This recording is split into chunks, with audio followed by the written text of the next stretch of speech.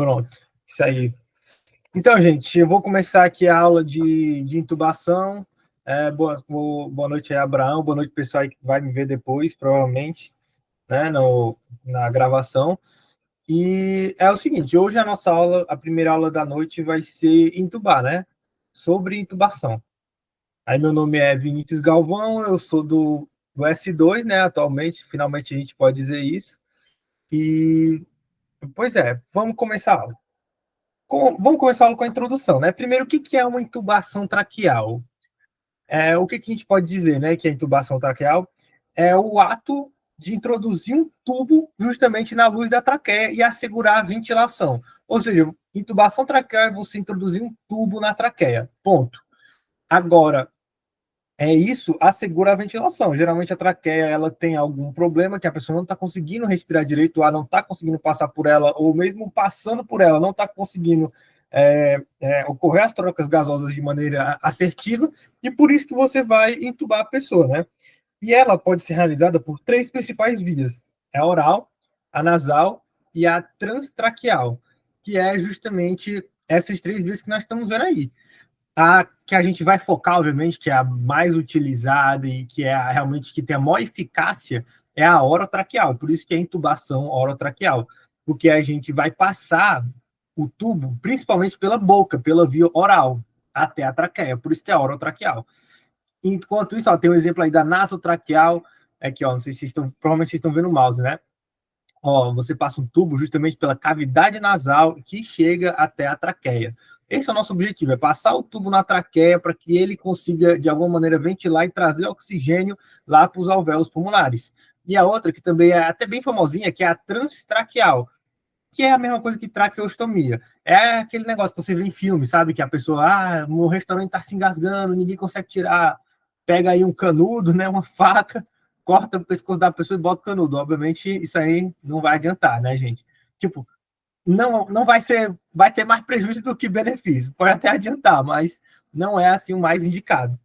O mais indicado é o BLSzinho básico, e depois vocês vão aprender. Quem entrar na liga vão aprender bastante BLS também. E na faculdade também. BLS não vão se cansar de ver, não vai ter vai ter muita oportunidade de vocês aprenderem.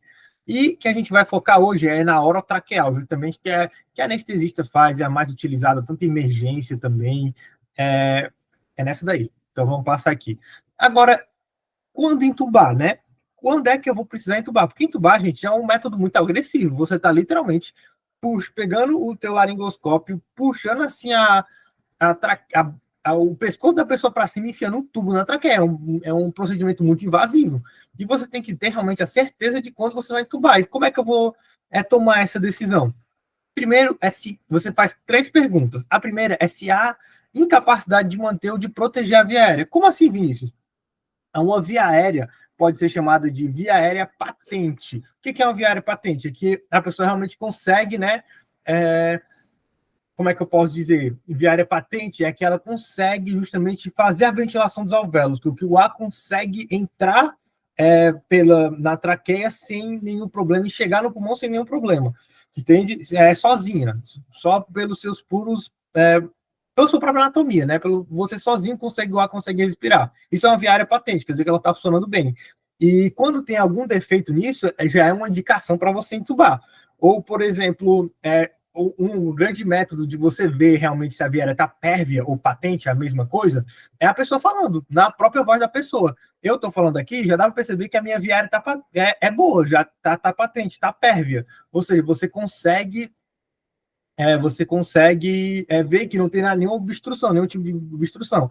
E proteger a via aérea é o seguinte, quando tem alguma espécie de dano na via aérea, você também consegue ver pela voz, entende? A pessoa talvez não consiga falar, não consiga respirar direito, entende? E, com certeza não vai conseguir respirar direito nem falar direito. Aí outra pergunta é a incapacidade de ventilar ou oxigenar. Ventilar e oxigenar são conceitos diferentes. Nem sempre, se você estiver ventilando, você está necessariamente oxigenando. Como assim, Vinícius? O que é essa ventilação ou oxigenação? Depende das trocas gasosas. A gente respira por quê? Por que, Abraão, a gente respira? Porque, tipo, como é que funciona, né? A gente está ingerindo oxigênio, né? A gente está aspirando, né? Ingerindo é errado, né? A gente está inspirando oxigênio E lá no nosso pulmão, nas alvéolas pulmonares, tem as trocas gasosas, esse oxigênio, ele passa assim, ele é difundido, né, para o nosso sangue, e o CO2 ele é justamente ele sai justamente para outra parte do pulmão e a gente consegue expelir o CO2. É praticamente assim que funcionam essas trocas gasosas, e quando essa incapacidade tem pouco oxigênio justamente no pulmão, essa troca gasosa não é feita de maneira eficiente, entende? E isso já é um motivo para entubar, para a gente conseguir ventilar mais, empurrar mais oxigênio e aumentar a concentração dele. Mas agora, como assim, Vinícius? Ventilar é diferente de oxigenar? Tipo, nem sempre se tu tá ventilando, ventilar o quê? É você jogar o ar praticamente dentro da sua traqueia, dentro dos seus pulmões. É você jogar o ar no seu pulmão, ventilar isso. Mas não necessariamente você está jogando ar com muita concentração de oxigênio, entende? O ar que a gente respira assim, ele é só, se eu não me engano, é 21% de oxigênio, entende? Não é exatamente, se você ventilar a atmosférico assim, para a traqueia da pessoa, talvez não seja a maneira mais eficiente de você fazer você oxigenar aquele pulmão que está né, numa carência, né? Que está precisando de oxigênio. E é tanto, né? Um exemplo disso, Abrão, é o boca a boca. Tu já ouviu falar, né? Provavelmente aí daquela técnica boca a boca, né? Nos filmes você vê a pessoa lá no chão, sei lá, seja numa praia, né, afogando, aí você precisa fazer realmente aquele boca a boca. Então, boca a boca ele não existe mais, não serve mais para nada. Tipo assim, não existe evidência de que ele vai piorar o caso, mas também não existem evidências que ele vai melhorar. Por quê? Porque quando você está lá tentando jogar o ar dentro da boca da pessoa, é o ar que você está expirando. E o ar que você está respirando, ele está vindo do seu pulmão, ele não é, você não expira ar com CO2, você expira mais ar com gás carbônico. Então é como se você estivesse jogando só gás carbônico na boca da pessoa, não vai fazer tanto efeito, entende? A pessoa precisa de oxigênio, mesmo você está ventilando, mas você está ventilando com gás carbônico, por isso que esse é um conceito legal de você diferenciar. E a outra pergunta de quando entubar é qual a evolução clínica ou desfecho esperado. Às vezes você consegue perceber ali, seja porque a pessoa já está com a mão no peito assim, tu percebe que ela não está conseguindo se respirar, tipo assim, num conceito bem simplista, né? Porque realmente não é assim. Geralmente a pessoa já está no UTI, você já percebe que ela vai parar e depois vai evoluir para parada cardiorrespiratória, entende? Você já vê isso, você já percebe que a pessoa lá numa UTI, por exemplo, já pode evoluir por uma parada cardiorrespiratória, você já fica pensando que tem que fazer BLS, você tem que tubar também. BLS, Abrão, é Basic Life Support, que é você fazer as RCPs, e RCPs são as compressões, sabe? Aquelas que você vê nos filmes, você com a musiquinha, então, pronto, são essas duas coisas, você tem que massagear o coração, é a massagem, que também não é chamado de massagem, na verdade. Não lembro o outro nome mais correto, mas é a massagem cardíaca, né? Que você aperta assim no peito da pessoa, e a intubação, porque você tem que garantir a respiração e a ventilação dela, entendeu?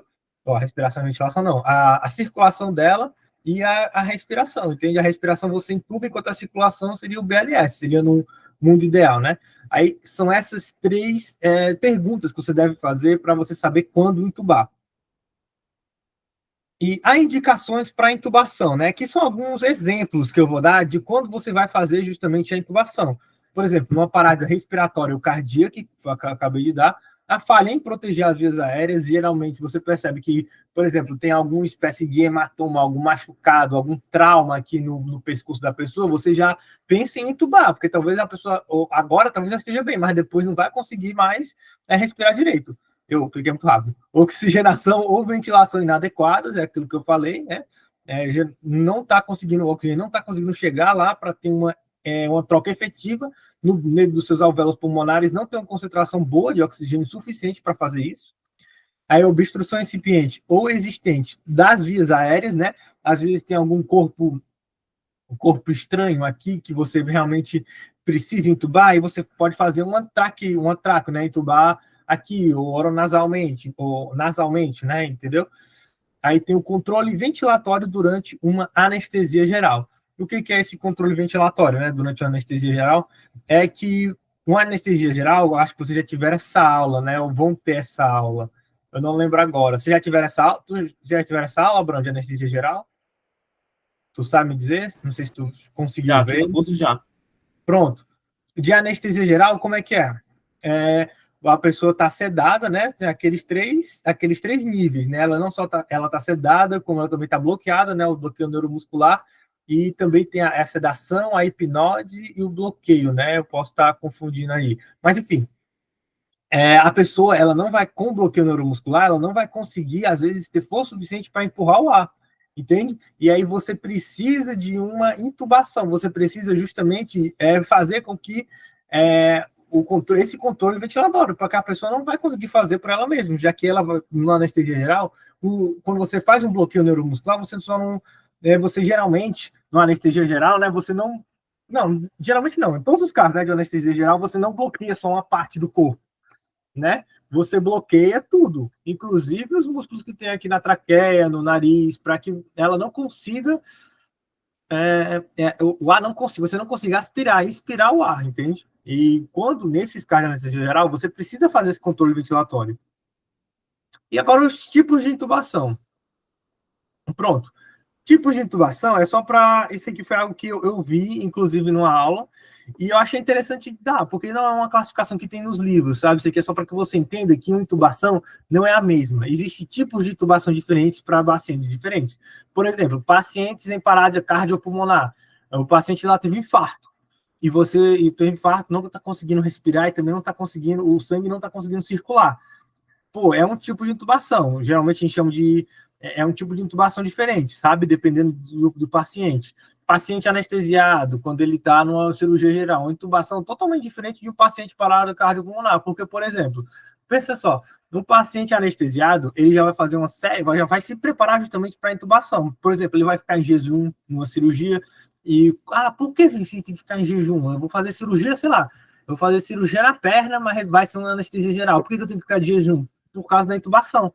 Porque, às vezes, mesmo que você passe, porque quando você, por causa da intubação e da anestesia, porque quando você passa o tubo para lá, dentro da garganta da pessoa, né, pode ter reflexos justamente do esôfago ali que façam com que a comida no estômago ela seja regurgitada, né? E isso atrapalha demais a intubação.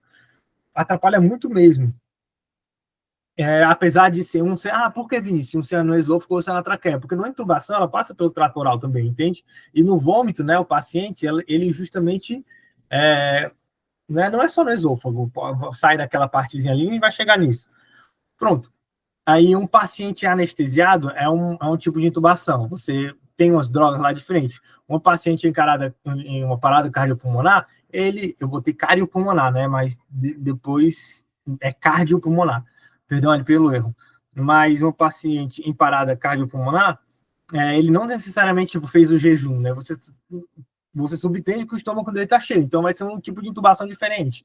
Paciente pediátrico, bebê, criança, você tem que ter muito mais cuidado, é muito difícil, só anestesista muito experiente mesmo consegue intubar a criança, porque essa parte aqui do corpo da criança, o pescoço dela, internamente é muito frágil, é muito fácil você causar hematomas, você causar sangramento, e você tem que tentar sempre manter um nível ali de qualidade da sua intubação. Paciente traumatizado com...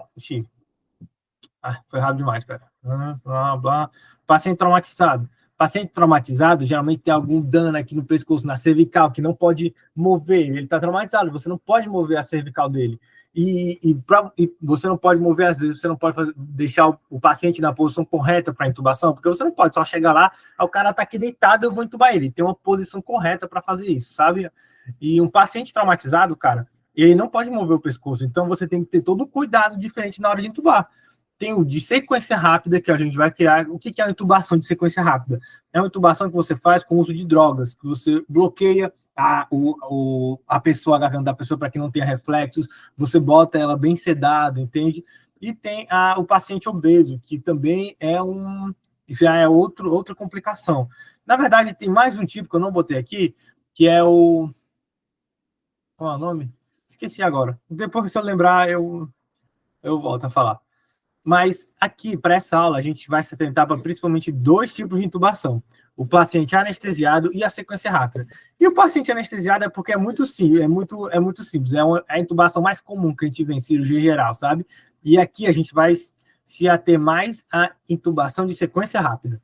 Essa daqui é o que a gente vai realmente se ater nesse mini curso, porque a intubação de sequência rápida é o que é utilizado em emergência.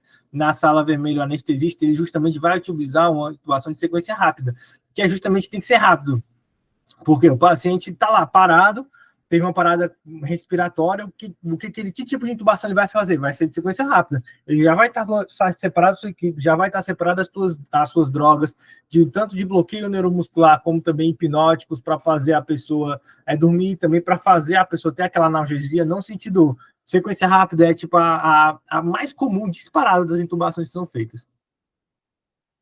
E vamos primeiro falar da anatomia, né? Por que é importante a gente saber a anatomia? Não se preocupa na prova, Abraão e pessoal que vai ver posteriormente, né? Eu não vou cobrar todos esses nomes, que vocês ainda não tiveram anatomia, vocês vão ter anatomia aí, depois vocês vão ter que decorar esses nomes. Eu não vou cobrar esses nomes gigantescos, só talvez eu cobre a valécula, né? Perguntando aqui esses pontos específicos. Então, principalmente a valécula, que é importante, e a epiglode. Bem, Vinícius, o que é a valécula? Aqui vocês podem ver, vamos começar aqui, seria a boca, né, da pessoa, os lábios da pessoa, aqui é a língua, e nós temos também a mandíbula, né, o palato duro, que é justamente esse osso que fica bem aqui na parte de cima da boca, né, que é o céu da boca. E aqui a gente descendo, nós temos as tonsilas, a orofaringe, né, que é justamente por onde, o tubo, por onde é que passa o tubo? Ele passa por aqui.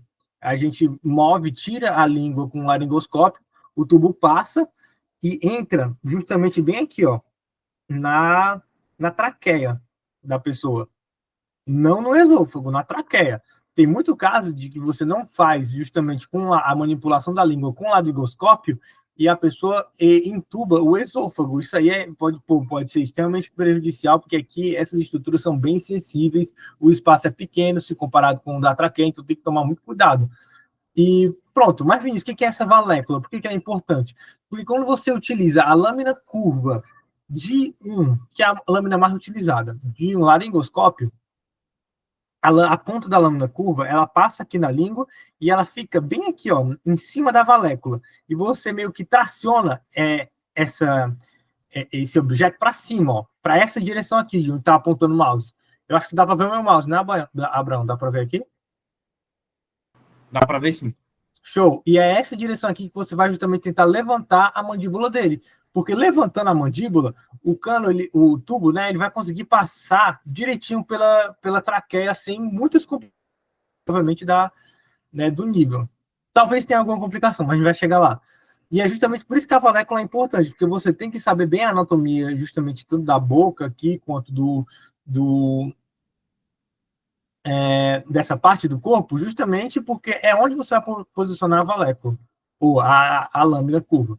Porém, existe outro tipo de laringoscópio que tem uma lâmina reta. Essa lâmina reta, eu não estou lembrado do nome, mas essa lâmina curva é a de Miller. Essa lâmina reta tem outro nome. Essa lâmina reta, eu não vou cobrar o nome da lâmina de vocês, não se preocupe. Pronto. Aí, o que é a lâmina reta? A lâmina reta, ela não vai ficar aqui na valécula, ela vai ficar aqui justamente na epiglote, em cima da epiglote. É importante a lâmina reta? Qual a diferença das duas? Isso é porque uma é utilizada, essa daqui, a lâmina curva, é utilizada em adulto e essa é utilizada em crianças.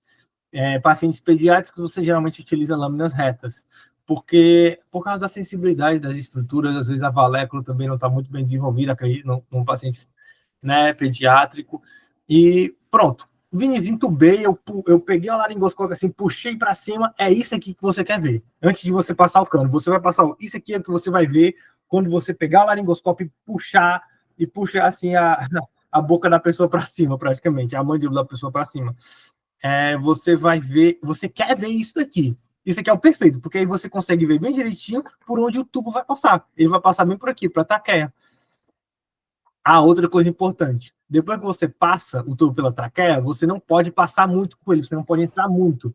A distância aqui até a laringe, mais ou menos, é 4 centímetros. É importante você ter, e a admissão tem 2, né? É importante você ter perdão, 4 não, 10 centímetros, está escrito aqui, 10 centímetros.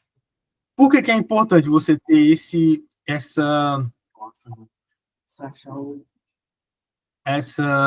tudo bem, Abraão? Tem alguma pergunta aí? Não foi mal, não. Não é de boa. Aí pronto. Por que que é importante ter essa dimensão? Porque quando você passa aqui da laringe e vai para a traqueia, o que que acontece? Você não quer passar demais o tubo quer ficar bem aqui, ó, porque se você passar demais, pode ser que ele venha justamente por um lado, ou para o bronco esquerdo e o bronco direito, e quando isso acontece, ele vai praticamente ventilar e oxigenar apenas um dos broncos. Você não quer isso é péssimo. Tu está praticamente cortando por metade a eficiência da sua intubação, da sua ventilação. Você quer que ele fique assim, bem o máximo possível, sem passar para um dos lados, entende? Esse daqui é mais ou menos a posição certa do tubo. E é importante você ter esse número aqui em mente, a distância da laringe aqui, a distância da laringe até essa basezinha aqui, até o corino, mais ou menos. Por que é importante? Porque é que você bom ser essa distância em mente para você saber até onde você pode, né, passar o tubo. Se você passar demais, você vai entubar apenas um dos lados. Pronto. Agora vamos para a avaliação da via aérea. Vinícius, eu tô lá, virei anestesista, vou lá ver o paciente, uma avaliação antes de uma anestesia geral. O que eu faço? Você vai avaliar a via aérea do paciente. E pronto. O conceito de laringoscopia e intubação difíceis está muito ligado à má visualização da glote. Ou seja, como assim visualização da glote? Quando você faz a laringoscopia é o quê? É você enfiar o laringoscópio praticamente na boca da pessoa e puxar assim a mandíbula para cima. Já a gente eu vou mostrar direito como é que isso funciona. E quando você faz isso, é essa imagem aqui que você quer ver, entendeu? A epiglote bem visível, as pregas vocais e os aritenoides, bem aqui, entendeu? Essa é a imagem perfeita que você quer ver. Grau 2 ainda dá para ver que você vai colocar o tubo, ainda dá para colocar. Porém, grau 3 e grau 4 já são bem mais difíceis. Você está lá entubando as cegas, que a gente chama. E você precisa ter uma experiência muito boa para entubar. Porque, gente, é o seguinte, você não... Vinícius, errei a intubação, posso ficar tentando direto? Não, não pode. Não é bem assim. O paciente, ele está lá, quando você está entubando ele ainda não... O paciente não está respirando, praticamente. Entendeu? Ele não está entubando aqui, então você tem que ser rápido. Você tem que entubar de maneira mais eficiente possível. Entende? Não é para você ficar tentando várias vezes. Se a intubação está muito difícil, você para lá o que você está fazendo, para a anestesia e tenta outra vez. Eu chamo o staff, por exemplo, e o conceito de laringoscopia e intubação difícil, né? É a má visualização da glote. Má visualização da glote, intubação vai ser difícil, entendeu? Agora, mas Vinícius, você só sabe isso quando você já enfiou o laringoscópio e puxou. É verdade. Antes disso, tem o nome disso aqui é a classificação de Cormack e Lehane. E esses caras foram que inventaram essas classificações. Ó, eu botei aqui. Classificado grau 1 é a visão ideal, e o pior é o grau 4. Aí a visualizações de grau 3 igual 4, grau 4, eles são altamente associadas a falhas na intubação. Entende? E você não pode falhar muitas vezes. Tem um passo a passo para você fazer caso você falhe nessa intubação, que não veio o caso para a gente aqui, no momento. Pronto, Vinícius. Mas isso aqui é na intubação. Isso aqui é quando você já fez a laringoscopia, você já enfiou o laringoscópio, já puxou assim a boca da pessoa. Eu tô vendo isso aí, mas aí já foi meio estrago feito, né? Tem como prever antes que essa pessoa ela vai ser difícil entubar? Tem como você olhar clinicamente, né? Faz tudo parte da avaliação pré-anestésica, que faz parte da avaliação da via aérea. E o mnemônico Lemon é um guia útil para identificar com rapidez e os riscos de uma intubação numa situação de emergência. E o que significa esse Lemon? O L vem de look, que é olhar externamente.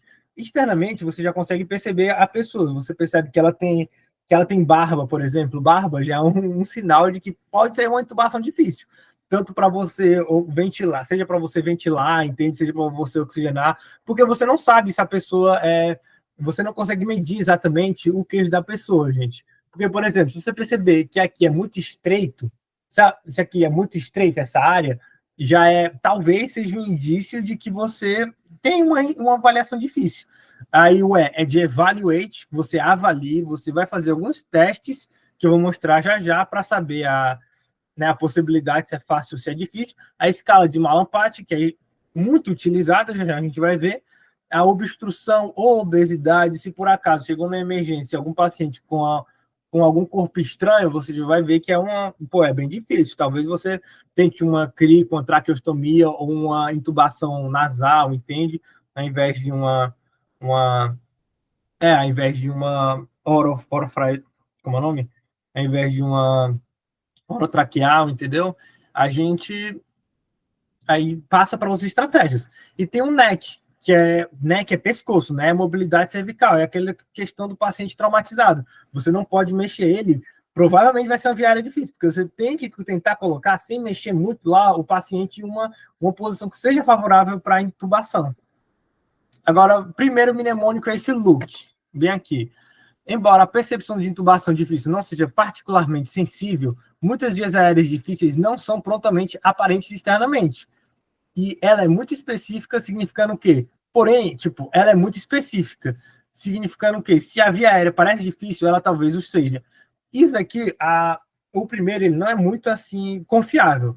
Isso é para você bater o olho e perceber. Com a experiência já vai ajudar. Por exemplo, pessoas obesas. Pessoas obesas geralmente têm a via aérea difícil. Então, se você percebe que o paciente é obeso, já espera uma via aérea difícil, sabe? Você já espera uma via aérea complicada. Agora, pacientes com barba também, uma barba muito grande, sabe? Você já percebe que é uma via aérea mais dificilzinha, por exemplo. E o segundo é evaluate, que é avalie, né? Evaluate, por isso que é o R, em tudo em inglês isso aqui, gente. Aí avalie com a regra 332. Vinícius, que regra é essa? Essa regra aqui, você vai praticamente fazer um exame físico assim, eu não sei se pode chamar de exame físico, no paciente. Como é que funciona? É 3 passos. O primeiro é o primeiro 3. Ele vai avaliar a abertura da boca. Como está dizendo aí na figura, você vai colocar praticamente uma boa. Então, uma viária boa, ela é para caber pelo menos 3 dedos, né? Na boca, 3 dedos na boca entre os incisivos superiores e os inferiores. No segundo 3, ela vai avaliar o comprimento do espaço mandibular. Ou seja, essa partezinha aqui, se a pessoa tem. Por isso que é chato, né? Paciente com barba, eu, por exemplo, o cara talvez tivesse dificuldade para saber onde é que começa o queijo, onde é que termina, entende? Batendo assim para olhar, você já presume que é difícil. Avalia o comprimento do espaço da mandíbula ao analisar a capacidade do paciente de acomodar 3 de seus dedos. Aqui, ó. E o 2 avalia justamente a posição da glote em relação à base da língua. Se tiver maior ou menor do que isso, pode ser que, principalmente menor, se tiver menor do que isso, pode ser sinal de uma intubação difícil. Agora o M, a gente foi o L, o E, agora vamos o M. Malampati. Malampati foi um cara que ele determinou só de você abrir a boca a dificuldade que pode ser de intubação, né? Porque, ó, vamos ler aqui, determinou que o grau em que as estruturas posteriores da orofaringe são visíveis quando a boca é completamente aberta e a língua é colocada para fora.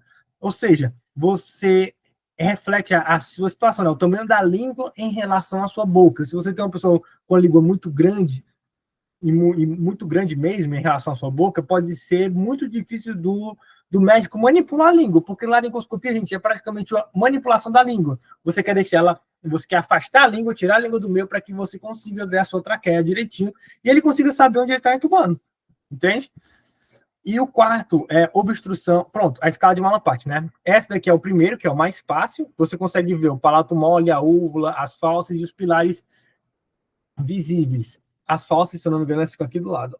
Não posso estar falando besteira, mas não vou cobrar uma anatomia muito pesada de vocês, não se preocupem. A classe 3, no caso, é o palato mole, a úvula e as fauces visíveis sem nenhuma dificuldade. Tá vendo? Ó? A classe 3, ó, qual a diferença? Palato mole, úvula e fauces visíveis, nenhuma dificuldade também. Ó. A classe 5 e a classe 2 é um pouquinho mais apertada. Já a classe 3, ó, o palato mole com úvula visível de dificuldade moderada. Pronto. E aqui você não consegue ver os pilares, perdão, aqui você não consegue ver os pilares. Agora, aqui a classe 4 é apenas o palato duro é visível, com grande dificuldade. Você não consegue ver a úvula, você não consegue ver o palato mole, você não consegue ver nada praticamente, né? Só a língua e os dentes. Isso aqui mostra bem difícil.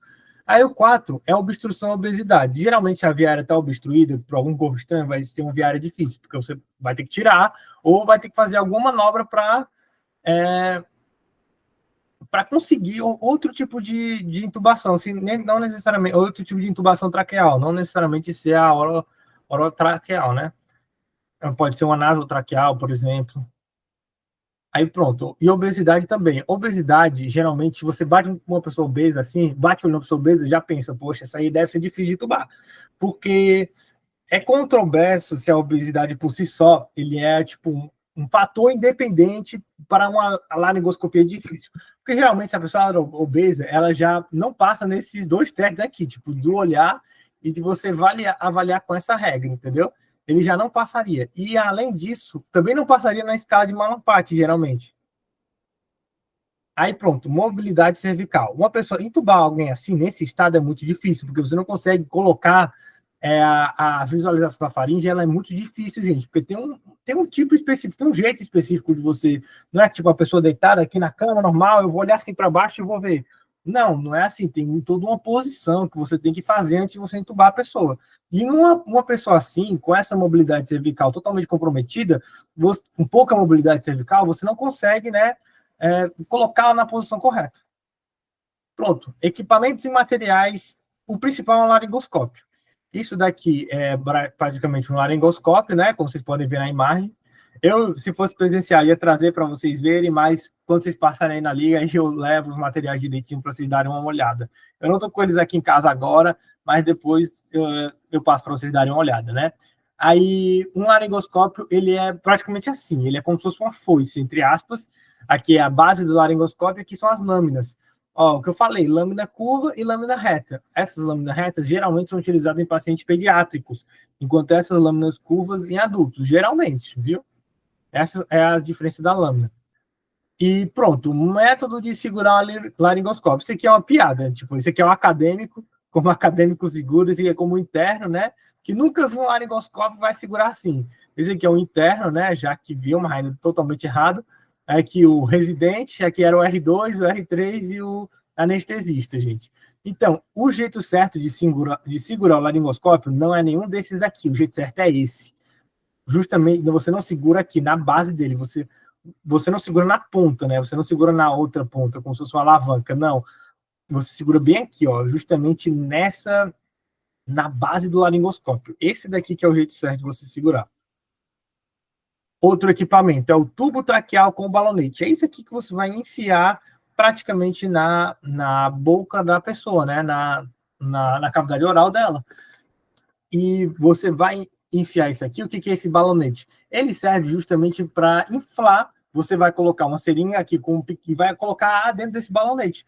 E, Vinícius, por que isso é importante? Você vai passar ele seco, tá certo? Você vai passar ele sem ar nenhum. Você fez lá a sua intubação, você fez a sua laringoscopia, inclusive, você chegou e colocou o tubo traqueal, aí depois, para que você consiga inflar para que você consiga justamente inflar eu não sei se, agora eu vou faltar para você, não sei se é a laringe, eu acho que é na verdade a traqueia, para você justamente inflar aquela parte ali da traqueia, para ele ficar fixo ali, e para ele ficar fixo, justamente ali, não se mover, e você infla esse balonete que ele vai praticamente apertar aqui as paredes da traqueia e vai ficar naquele lugar fixo, entende? E para ajudar, muitos anestesistas utilizam bug ou fio guia. Por quê?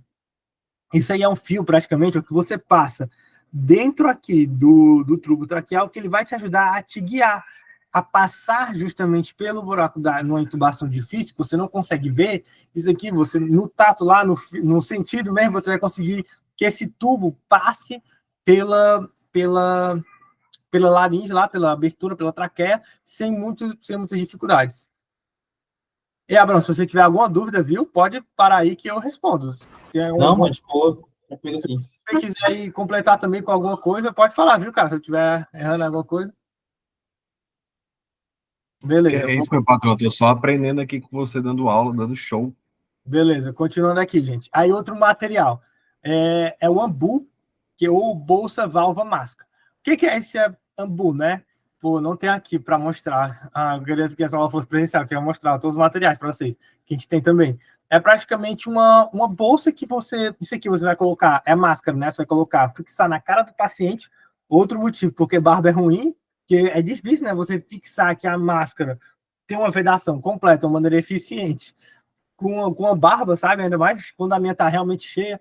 E aí é difícil você ter uma redação eficiente.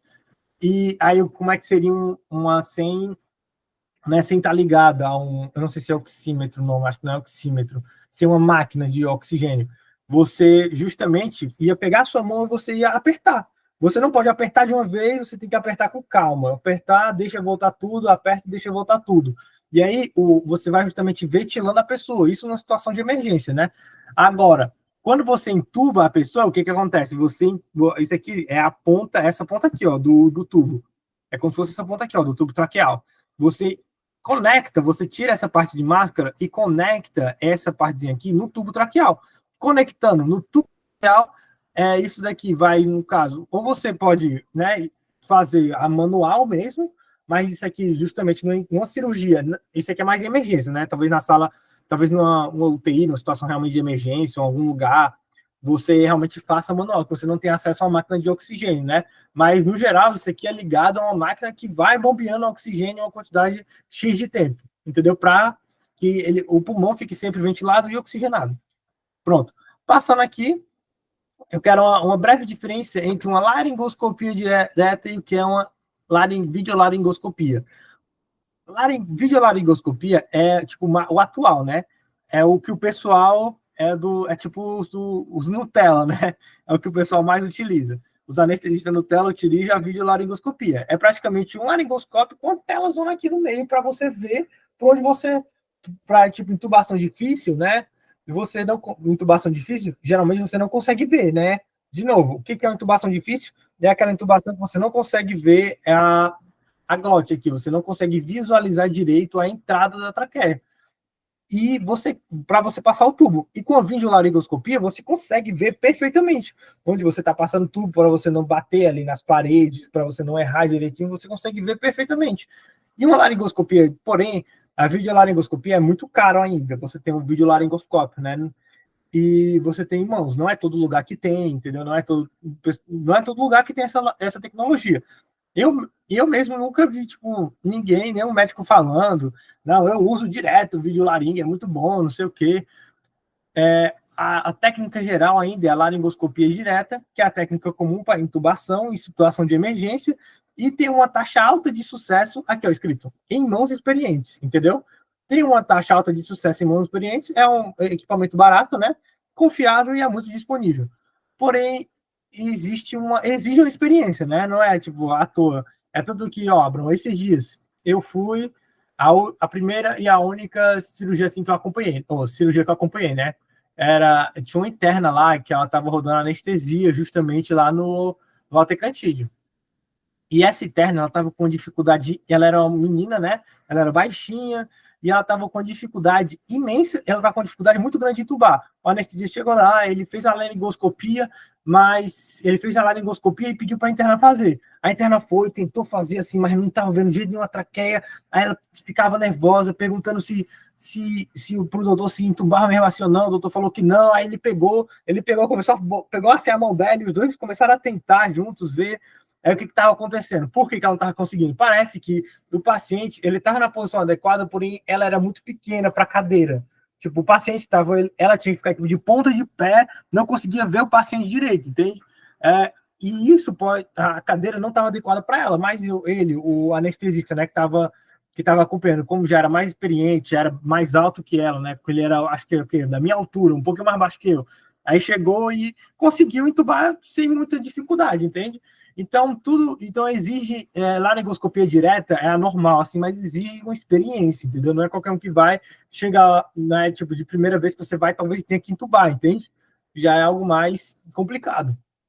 Pronto, agora o posicionamento. Isso é quem está falando a laringoscopia direta, videolaringo.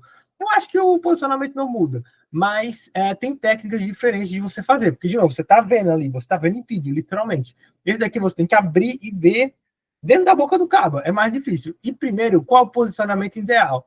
Você tem esses três eixos, o eixo da boca e esses outros dois, que eu não estou lembrando agora essa sigla, ó, mas deixa eu ler aqui, ó. Com a posição de aspiração, flexão de coluna cervical, o alinhamento desses eixos. Eu não estou lembrando, eu vou ficar devendo para vocês, pessoal, não estou lembrando agora o nome desses outros dois. Esse daqui... É o eixo oral, faríngeo e laríngeo. Obrigado, JP. Eixo oral... É laryngeal axis, pharyngeal axis e oral axis. Pronto, perfeito. Valeu aí, JP. É isso aí, é o eixo oral da boca, né? Esse daqui é o faríngeo, esse aqui é o da laringe. Você tem que tentar, o máximo possível, deixar esses eixos na mesma direção, alinhados. Tá vendo? E como é que você faz isso? Aqui é o paciente deitado normal, você começa a apoiar coxis. Isso aqui a gente chama de coxi. Dentro, para tentar deixar o pescoço justamente desse jeito, numa posição que a gente chama de posição de aspiração. Tipo, imagina que tu tá, sabe quando tu joga aquele perfume, tu faz assim, tipo, para cheirar as coisas, sabe? Tu imagina isso, só que deitado. Por isso que eu acho que é por isso que é a posição de aspiração, sabe? E essa é a posição padrão, você tem que deixar o cara. Agora tu imagina, esse cara aí é fácil, porque ele não tem barba, ele é teoricamente aí, talvez seja meio gordinho, mas não é obeso. Numa pessoa obesa, cara, que é muita massa aqui, principalmente no pescoço, é muita gordura, você tem que botar, às vezes, uma quantidade de coxinha gigantesca que a pessoa tem que ficar assim, praticamente, sabe? Além de ser difícil, aqui ser um espaço muito apertado, aqui também é difícil de você fazer o coxinho. Então tem todo um cuidado que você tem que ter com pacientes obesos, por exemplo. E pediátrico também. Pediátrico é outra posição que eu não coloquei para não estender demais, aqui não é um curso super aprofundado de intubação. É o básico, assim, praticamente. Aí a técnica padrão, ó, como eu falei, você vai pegar o laringoscópio e enfiar ele na valécula e vai puxar nessa direção. Você não vai fazer uma alavanca nessa direção. Pelo amor de Deus, que tu vai acabar com a mandíbula dele, né? Você vai fazer nessa direção, tá vendo? E pronto, esse aqui é a lâmina de Macitosh. Não vou cobrar o nome de lâmina, acho sacanagem, mas o nome dessa lâmina é Macitosh. É a curva, que é usada em pacientes adultos, principalmente. Essa daqui é a reta, ó. Perceba que aqui é a valécula e aqui é a epiglote, ó. Ela para em cima da epiglote e, de novo, ela tenta sempre puxar para cá. Não é para cima, não é para cá, é para cá, ó. Essa é a direção que você tem que fazer. Porque você quer abrir justamente essa parte aqui, ó. Essa aqui tá seu olho. Você quer ter essa visualização aqui. Você quer ver esse espaço. É aqui que o tubo vai passar, bem aqui. Entendeu? Você quer ver esse espaço. Por isso tem que abrir mais para cá, entendeu? Justamente com o laringoscópio. Essa é a técnica padrão. Ó, e quando você. Isso aqui é o perfeito que você quer ver, entendeu? A laringoscopia, ela é praticamente uma manipulação da língua. Você vai pegar e vai mover, tipo, depois que você coloca isso aqui para cima, você vai tentar mover a língua para o lado de uma maneira que você consiga ver essa parte aqui, a entrada da traqueia. Então ele consiga passar o tubo por ela. Ó, Abrão, tô falando isso porque, tipo assim, é muito longe ainda pra gente, pro JP também, né? Mas no internato, pô, ninguém vai. Beleza, no interno, eu fiquei pensando nisso quando eu vi a menina, né, lá tentando entubar. O médico, beleza, teve a bondade de pegar na mão dela e tentar entubar, mas dependendo do médico que tu pegue, cara, ninguém vai chegar em tu, ele vai chegar lá pedir para tu entubar o paciente lá na anestesiar, tu vai ter que dar um jeito de entubar. Então, intubação é algo que no internato é uma das coisas que você tem que ter visto pelo menos uma vez, assim, não só uma vez, tem que ter visto, tem que ver, já tem que estar bem na sua cabeça e é algo que é na prática, cara. É só aprender na prática. E eu posso estar falando para você, mas é algo que você só vai realmente absorver assim na prática, quando você seja nem no boneco assim, talvez você consiga aprender de maneira eficiente, só na prática mesmo, uma pessoa você consegue treinar o suficiente para saber. Deixa eu correr aqui um pouquinho.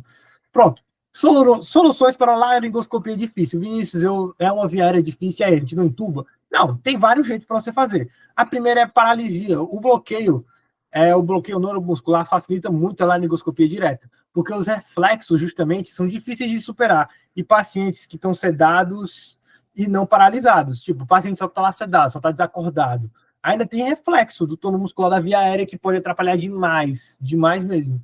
Aí, manobras auxiliares.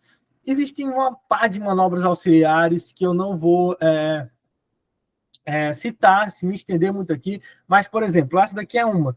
Você justamente segurar a epiglote da pessoa, se eu não me engano, com as duas mãos, perdão, a epiglote não, doidão aqui, a cartilagem tireoide da pessoa, ela e pressionar firmemente, pode ser um tipo, pode evitar, inclusive, vômito e pode evitar, né, tipo, que se move muito aqui, o tônus muscular, pode evitar também que tem um vômito, né, que tem o vômito da pessoa, caso ela esteja de estômago também.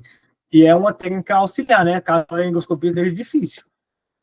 o ITE, que é indutores de tubo traqueal, é justamente um simples barato, né, um bug que você usa como fio guia, né, praticamente para ir te guiando lá. É realmente muito. Eu não sei como isso pode te ajudar, porque eu nunca entubei uma pessoa de verdade, mas acredito que sirva para você dar tateando nas paredes e conseguir, né, introduzir o tubo de maneira mais eficiente. Aí, pronto, isso aqui eu botei soluções para laringoscopia difícil, mas na verdade já é para você confirmar que, tipo assim, como você. Pronto, entubei aqui, botei o tubo, já liguei o oxigênio. E agora, Vinícius? Deixa eu só tomar uma água aqui rapidinho.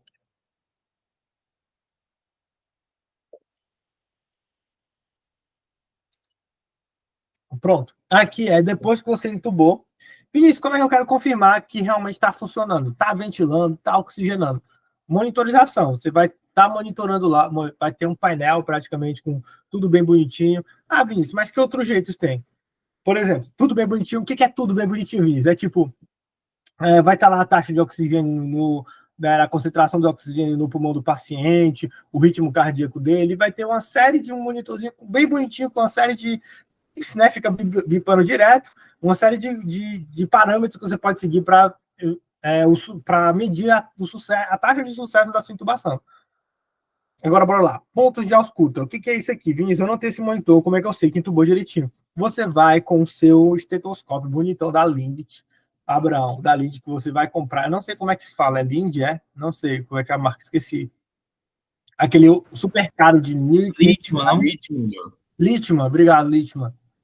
Litman, tu vai lá com o seu esteto da Litman, você entubou a pessoa lá, você quer saber se funcionou, você vai auscultar, né? Bem aqui, nos dois lados, esquerdo e direito, em cima e embaixo, porque você vai tentar escutar justamente, você vai tentar escutar o que tu esteja. Eu não lembro o que você escuta direito. Tu lembra? Eu lembro que eu tive essa aula uma vez, mas eu não tô lembrando agora o que é para você escutar. Tu lembra, JP? No caso de uma intubação, É. tem que escutar os sopros e murmúrios, né?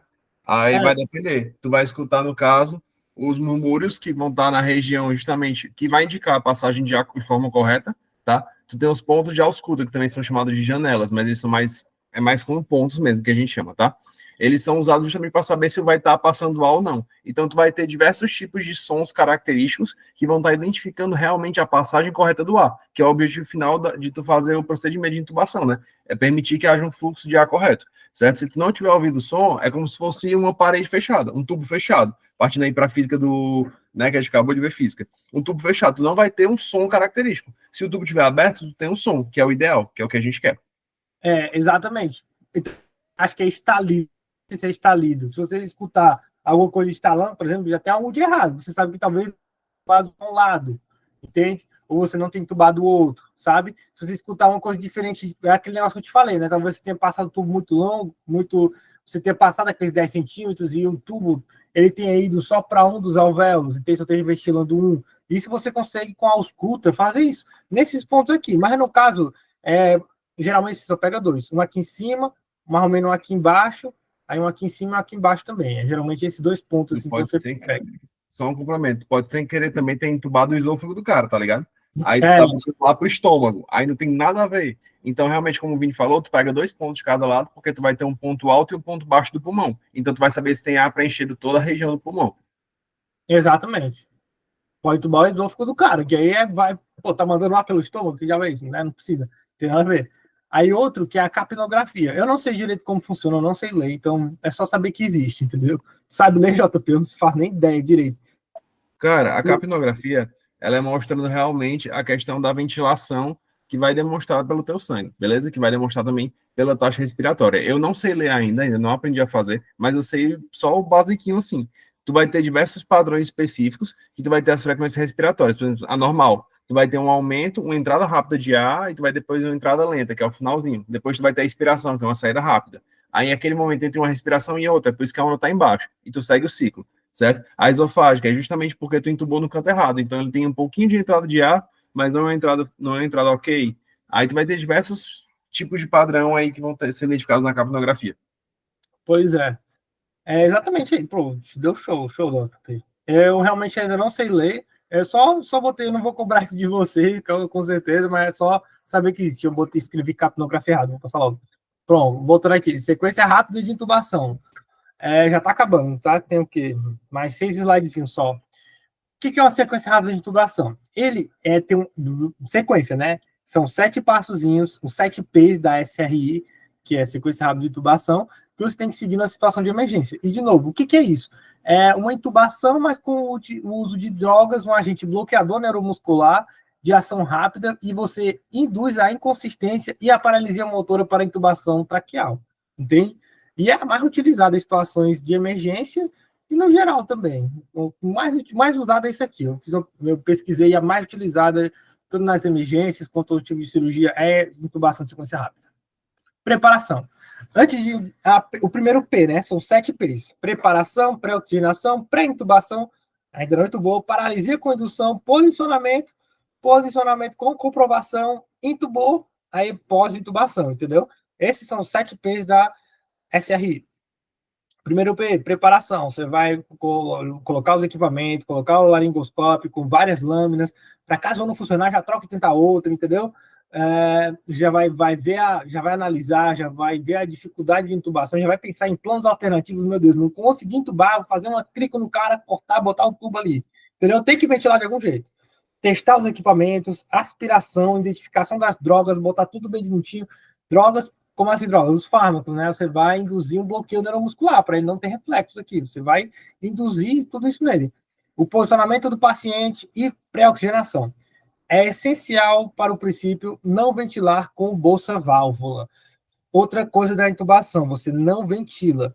Você não ventila antes, né? Porque geralmente você está ventilando. Em outras intubações, dependendo do caso, de novo, tem vários tipos de intubação, como eu disse inicialmente. E uma característica da SRE é que você não vai ventilar com aquele ambu, a bolsa-válvula, na intubação, porque não tem tempo, você quer intubar logo, entendeu? Você tem que ter, mas você tem que ter uma pré-oxigenação, entendeu? Ou seja, porque um reservatório de oxigênio, porque a pessoa lá está parada, não está conseguindo respirar e tem pouco oxigênio no pulmão. Você tem que dar algum jeito de pré-oxigenar, de colocar oxigênio no pulmão dele, rapidamente, de maneira... eu não sei direito como é que eles fazem isso, não sei se tem máquinas, essa pré-oxigenação, eu dei uma pesquisada, mas o livro de emergência que eu achei não era tão claro assim, já vou mostrar as referências, mas você pré-oxigena antes de intubar, entendeu? Você tem que botar oxigênio de algum jeito, sem ser ventilando, entendeu? Sem ser com a ventilação da bolsa-válvula. E é também o estabelecimento de um reservatório de oxigênio nos pulmões, no sangue e nos tecidos para permitir vários minutos de apneia sem queda da saturação de oxigênio arterial. Apneia, como assim? O que é apneia? Não conseguir respirar, vários minutos sem respirar, entendeu? Sem queda da saturação de oxigênio arterial, mas com o oxigênio ainda no sangue. Por que vários minutos? Porque você vai lá entubar e talvez seja uma intubação difícil, entendeu? Você tem que estar preparado. Aí a pré-intubação. A identificação e a mitigação de áreas de vulnerabilidade cardiopulmonar que podem complicar esforços na reanimação. Tu já está pensando, na reanimação, pô, se a intubação não der certo, o cara parar. E o cara parar tipo, ter uma parada cardiorrespiratória, o que eu vou fazer? Eu já tenho que estar preparado para isso, entendeu? Antes da intubação, você já tem que analisar todos os cenários possíveis, se der errado. Se der errado, tem que saber lá, na hora, conseguir reanimar a pessoa. Aí, otimização da pré-intubação. Aí já tem a fentanila. Quando as respostas simpáticas precisam ser bloqueadas, por exemplo, pressão intracraniana elevada, dissecação aórtica, hemorragia intracraniana. Ou seja, a fentanila ela é usada quando respostas simpáticas precisam ser bloqueadas. O que é a resposta simpática? Você liga aí as ações do sistema nervoso simpático. A fentanila ela justamente ajuda nesse bloqueio aí. Fluidos ou sangue, por exemplo, hipotensão por sangramento, desidratação. A pessoa, você tem que estabilizar a pessoa. Ela de você estabilizar. Ela chegou de um trauma, por exemplo. Antes de você entubar, você tem que fazer isso rapidamente, entendeu? Você tem que, por exemplo, o pulmão dela está cheio de água, você tem que fazer um dreno, por exemplo, eu não sei se é pneumatórax o correto, mas você tem que fazer um dreno no pulmão dele, você tem que tirar essa água do pulmão dele de algum jeito. Tudo isso é feito na pré-intubação. E, tudo isso às vezes é feito ao mesmo tempo. Enquanto alguém está intubando, outra pessoa já está preparando, outra pessoa já está tentando oxigenar de alguma maneira, entende? Mas tem que seguir esse passo.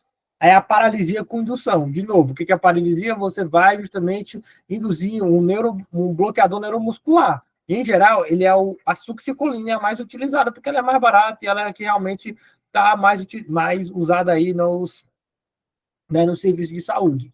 E quando a succinilcolina não pode ser contraindicada, seja por algum por exemplo, alergia não, que é difícil, né? Mas, por exemplo, algum motivo, algum efeito adverso que a succinilcolina não pode ser utilizada, é usado o rocurônio. Lembra desse nome, succinilcolina, cara, tu vai ouvir demais.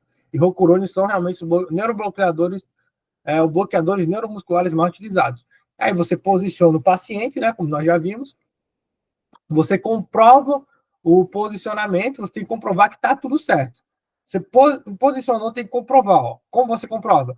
45 segundos após a administração da succinilcolina, faz o teste de flacidez da mandíbula do paciente e intuba. Eu não sei como é esse teste de flacidez direito, não tinha muita informação sobre ele. E eu deixei o olho aqui sem querer. Mas, enfim, deixa.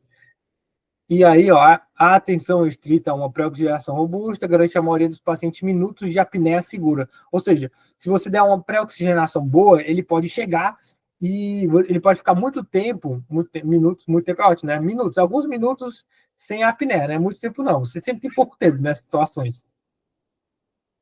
E aqui tem outros jeitos de comprovar o posicionamento, que eu não vou me ater muito a esse aqui, não.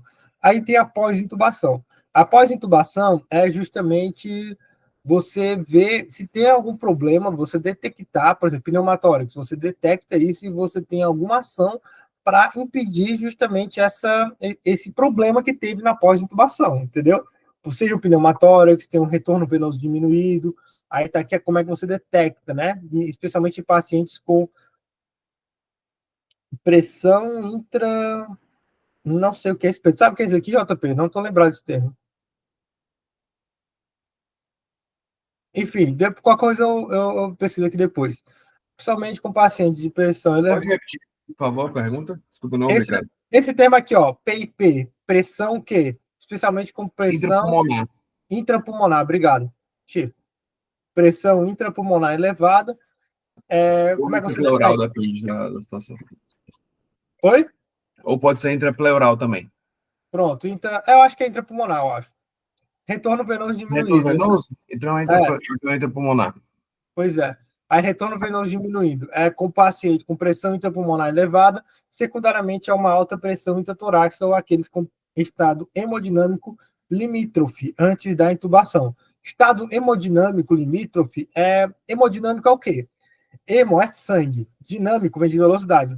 Dinâmico, né? De dinamismo, movimento. O sangue tem que estar lá se movimentando de maneira adequada. Se ele não tiver, vai ter um retorno venoso diminuindo, entendeu?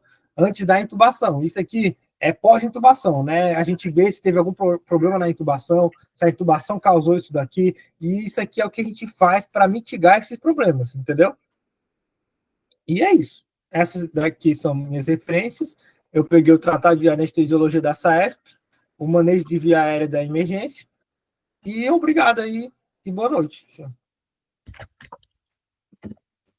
Agora você vai ficar aí com o JP, eu também vou ficar aqui, e deixa eu ver, eu já mandei lá no grupo. Pronto. Vai lá, JP. Brilha aí. Valeu, Senhor, Abraão. Fica aqui eu ainda, vou eu vendo a só, aula de JP agora. eu vou só colocar aqui o slide, só um minutinho. Ei, manda lá no grupo, que o Abraão gosta de ficar né? Na hora, na hora, na hora. Conheça a peça, pode deixar, vou mandar. Só um minutinho.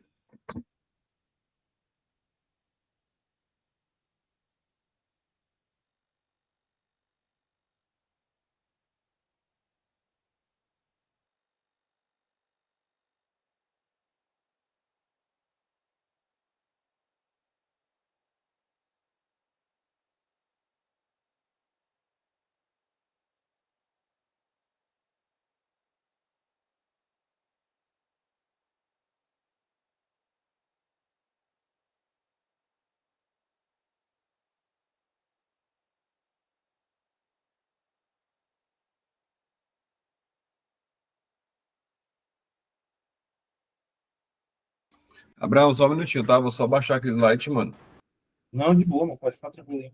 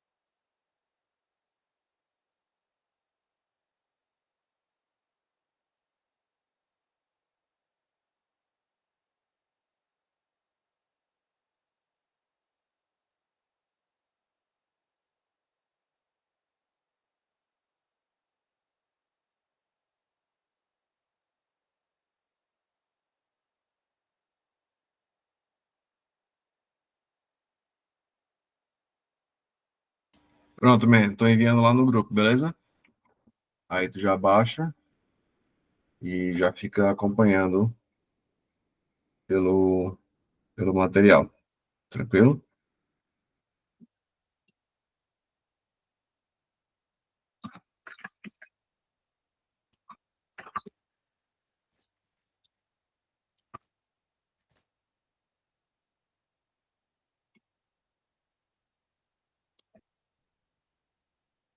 Pronto.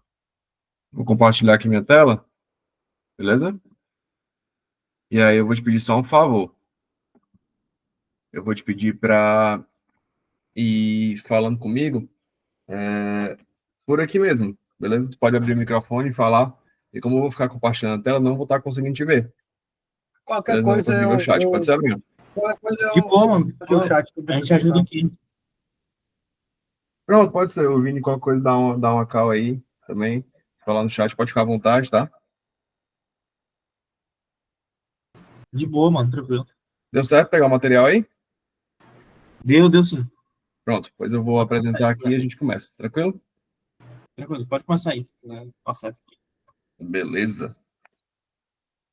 Eu vou ter que só deixar um negócio aqui preparado, que é para eu fazer só uma fotinha, uma gravação aqui depois do negócio. Aí eu já falo. Deixa eu botar aqui para apresentar.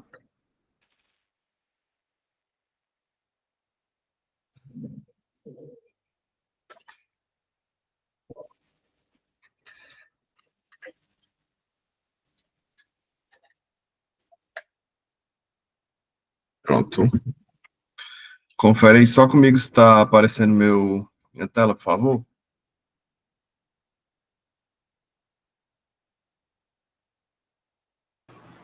Até agora não apareceu, não. Não? Não tá aparecendo, não. Pronto. Pronto, achei aqui. Sua conferência apareceu, por favor. Apareceu. Vai aparecer. Boa. Pois eu vou apresentar aqui, senhores.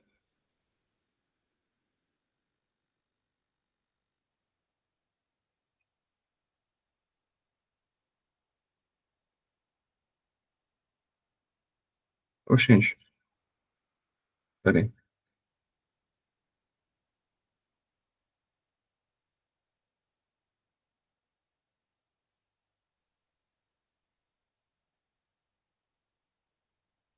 Vale. Peraí. Só um minuto. Tá dando errado.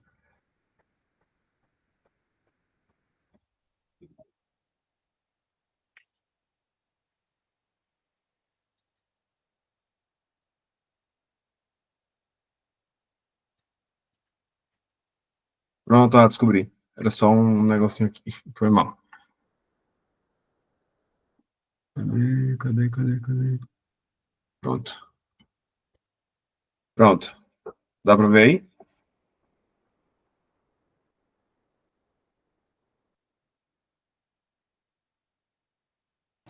Aqui apareceu. Pronto. Mas não sei porque não tá ficando. Não tá ficando.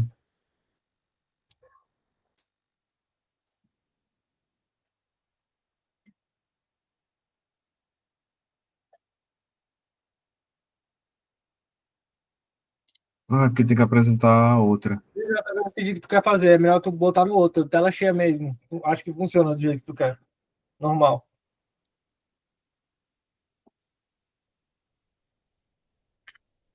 Eu tentei fazer isso também antes de vir. Mas não sei porque não tá indo. Ó, tela cheia, apresentar. E não fica, ó.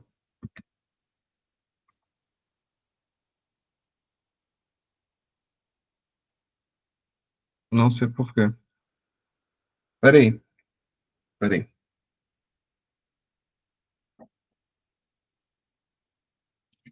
Peraí. Vai dar certo. Tive uma ideia aqui. Melhor, Vini, tu consegue apresentar pra mim? Consigo. Mas por que não tá dando certo no teu? Não sei, boy. Não sei. Tá. Aí só pra não atrasar mais o Abraão aí. Tá bom. Deixa eu ver aqui. Não sei Então, por quê. tu quer mandar o link do teu Canva, qualquer coisa? Tá no Canva da Aliança. Deixa eu ver aqui então, pera. Tá no Canva da Aliança. Tá. Projeto.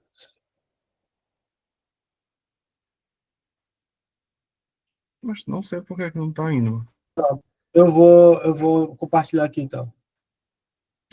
De boa, obrigado, viu, man? Desculpa aí, Abraão. De boa. De boa, de boa. Tá Não, certo mano, aqui. de boa. Probleminhas técnicos aí. Não, relaxa. Aí, já tô. De boa, de boa. Deixa eu voltar aqui. Tira aí o teu. Pra apresentar uma. Deixa eu tirar aqui. Pronto.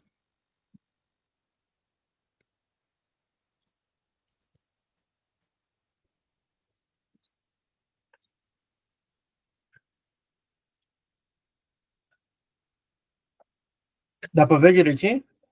Tá perfeito. Tá perfeito. Pronto. Eu vou passando Bora lá. aqui. Só que Show de bola. Obrigadão, man. Desculpa aí, Abraão, de novo.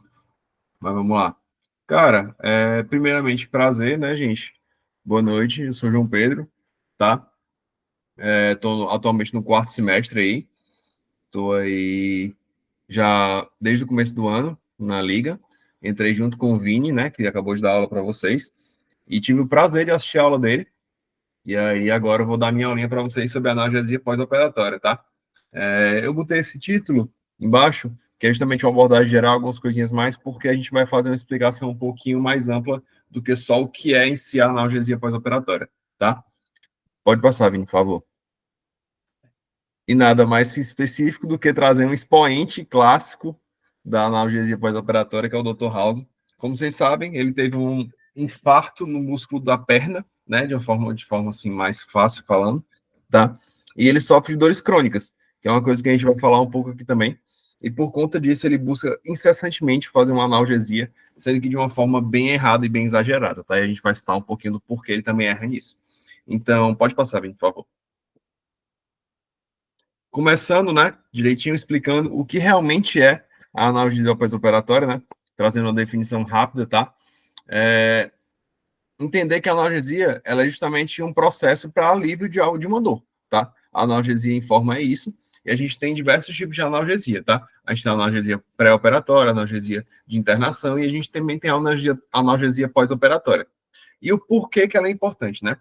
Porque a analgesia pós-operatória, ela geralmente vem acompanhada de todo um procedimento prévio, certo? Que foi ocasionado por algum motivo, seja um trauma, seja remoção de tumores, seja algum acidente, e o paciente já vem com uma queixa dolorosa, certo? E nossa intenção é fazer com que haja justamente um alívio daquela dor, tá? Porque como a gente vai ver mais na frente, como vocês já tiveram aula também, a respeito da fisiopatologia da dor, né? De como é que funciona, que se não me engano foi o Cordeiro que deu essa aula. Vocês viram que a dor ela pode se tornar crônica. E justamente o nosso processo vai de um alívio de dores agudas a crônicas, certo? A analgesia ela tem em busca essa alívio e a melhoria da qualidade de vida do paciente, tá? Tanto no tempo de internação quanto no pós-internação, beleza? Pode passar, Vini, por favor. Mas para poder começar a falar um pouquinho para vocês, né? A gente vai falar um pouquinho justamente a respeito da dor, né? Vocês já tiveram uma aula muito bem explicativa, tá? O Cordeiro, até deu uma olhada no material dele também, o Cordeiro deu um show de aula, falando para vocês sobre como é que funciona a dor, de como é que ela surge, toda a parte da nossa recepção e tudo mais. E eu vou trazer só um apanhadozinho leve, já que vocês já tiveram uma aula sobre isso, de como é que ela funciona e por que que ela pode trazer esses pontos, né? E o porquê que é importante a gente entender a dor para a gente poder combatê-la, tá? Como vocês podem ver, eu trouxe uma figurinha mostrando o sistema simpático e parasimpático. Por quê? Porque a dor, ela causa na gente uma ativação do sistema simpático, certo? E o que o sistema simpático faz na gente? Ele faz justamente o instinto de luta ou fuga. É aquele instinto que, quando a gente toma um susto, a gente se arrepia. Quando a gente está precisando, quando a gente está fazendo uma prova, a gente fica com o coração acelerado. Quando a gente está jogando futebol, a gente fica respirando mais forte. É esse instinto que ele é ativado, certo? Quando a gente tem a estimulação do sistema simpático, certo? Logicamente, o parasimpático faz as reações contrárias, né? Ele tem uma diminuição dos batimentos cardíacos, diminuição da frequência respiratória, porém não é nosso foco. Então, o que acontece? O sistema simpático, ele sendo exacerbadamente ativado, né? Ele sendo muito ativado, ele vai causar alguns pontos, tá? Como nessa primeira imagem, que ele vai causar justamente uma aceleração da questão respiratória, sendo que a gente pode ter uma desregulação do ritmo e pode causar falta de ar, certo? Assim como embaixo, na figura que a gente também tem uma pessoa levando a mão ao peito, ele vai causar uma aceleração do batimento cardíaco, o que pode fazer com que a pessoa entre no estado de justamente ter um descompasso, certo? O que pode causar muitas dores. A pessoa vai estar no estado taquicárdico, que a gente chama, certo? Assim como também, se vocês forem ver em cirurgia de grande porte, como é, por exemplo, o caso da cirurgia abdominal, que eu tenho uma foto, a gente vai ver que há todo um procedimento de diminuição da atividade motriz do sistema TGI, certo? Por quê? Porque o sangue ele precisa ser deslocado para outras áreas. Então, se a gente tiver uma cirurgia no TGI, o paciente, quando ele tem uma exacerbação do sistema simpático, ele vai ter uma recuperação mais lenta, justamente pela falta da questão de uma menor vascularização naquela região, de menor leva de sangue, né? Não vascularização, perdão, mas de uma menor frequência sanguínea naquela região, tá? Pode passar, Vini, por favor. E aí a gente tem só alguns detalhes, um apanhadozinho bem básico da aula que o Cordeiro deu para vocês, falando a respeito da fisiopatologia da dor, né? Como é que a dor ela surge, né? A dor ela vai justamente do estímulo dos nossos receptores, que são células que são especializadas, né? Em ter um tipo de contato, certo? Ele pode ter ele vai receber esse estímulo, pode ser um estímulo doloroso, um estímulo quente, um estímulo frio, enfim, os nossos receptores vão receber esse estímulo, certo? Vão liberar substâncias, tá? E a partir daí a gente tem toda aquela condução, certo? Da transmissão do sistema nervoso, beleza? Eu não vou repassar aqui os passos porque realmente é um pouquinho longo, mas vocês sabem que a gente vai ter toda uma transmissão, certo? Pelas fibras nervosas, que ela vai do sistema nervoso periférico até o sistema nervoso central, e a partir daí, no cérebro, aquela informação é transmitida e é traduzida como uma sensação de dor, certo? A gente tem, no mais, a gente tem realmente uma transmissão por sinapses, tá? É uma transmissão que vai do sistema elétrico, e ela vai ser traduzida em uma sensação dolorosa, certo? E aí a gente entra num ponto importante, que é justamente a sensibilização periférica e central, tá? Como vocês podem ver, a exemplo de, por exemplo, uma cirurgia, né? A gente está falando justamente de analgesia pós-operatória. Quando há uma cirurgia, os nossos receptores da região em que teve a cirurgia, eles ficam hiperestimulados, certo? Eles ficam muito mais sensibilizados, hiperexcitáveis. A gente tem uma diminuição do limiar de ativação necessária para eles. Ou seja, ao mínimo esforço, ao mínimo ponto, ao mínimo detalhe, é traduzido um sistema de dor. Então, o paciente vai estar muito mais sensível. Não sei se vocês já se operaram, mas se vocês já se operaram, vocês veem que qualquer movimentação causa um estímulo doloroso, causa um estímulo de desconforto. E é justamente a analgesia que vai aliviar esse tipo de sensação, tá? Essa sensibilização periférica, das vias nervosas mais periféricas, né? Elas acabam sendo por meios inflamatórios, tá? Que é justamente, por exemplo, quando você se corta. Sabe quando você leva uma queda que seu joelho fica ralado e ele fica vermelhão, inflamado? Isso tem a ver também com a sensibilização periférica, tá? Que são justamente diversos tipos de estímulos, tá? Que não estou falando especificamente da questão de defesa do organismo, mas a questão de sensibilização de dor, tá? Que através do estímulo inflamatório vão promover com que haja uma dor naquela região. Então, sabe quando você bate que você não pode nem triscar, quando você se corta, que você nem pode triscar, que dói? É a sensação do inflamatório, justamente pela sensibilização periférica, tá? E se a gente tem um processo de cronificação dessa dor, como por exemplo o Dr. House, né, ele tirou uma cronificação da dor na região da perna dele, a gente já vai partir para um estímulo central, que acontece quando os neurônios são reprogramados para ficarem sentindo dor o tempo todo, porque eles ficam fazendo a liberação do estímulo nervoso, tá? Que é traduzido como dor o tempo todo no organismo, certo? Então a gente vê que isso tudo são elementos que vão diferenciar e vão trazer impactos, tá, no organismo, o que vão atrasar muito a recuperação do paciente, que é algo que a gente não quer. A gente quer que justamente haja uma recuperação rápida do paciente, certo? E que haja uma melhora do quadro clínico dele como um todo. Então, a gente tem toda essa questão, certo? Da dor atrapalhando a recuperação do caso do paciente nesse quesito, certo? Tanto pelo sistema de fisiopatologia quanto na cronificação da dor, por exemplo, tá? Então, a gente vê que há realmente esse tipo de elemento, beleza? E só lembrando, a sensibilização periférica é quando há um estímulo, né? Quando há uma sensação inflamatória, por exemplo, e a central é quando já há cronificação desse elemento, certo?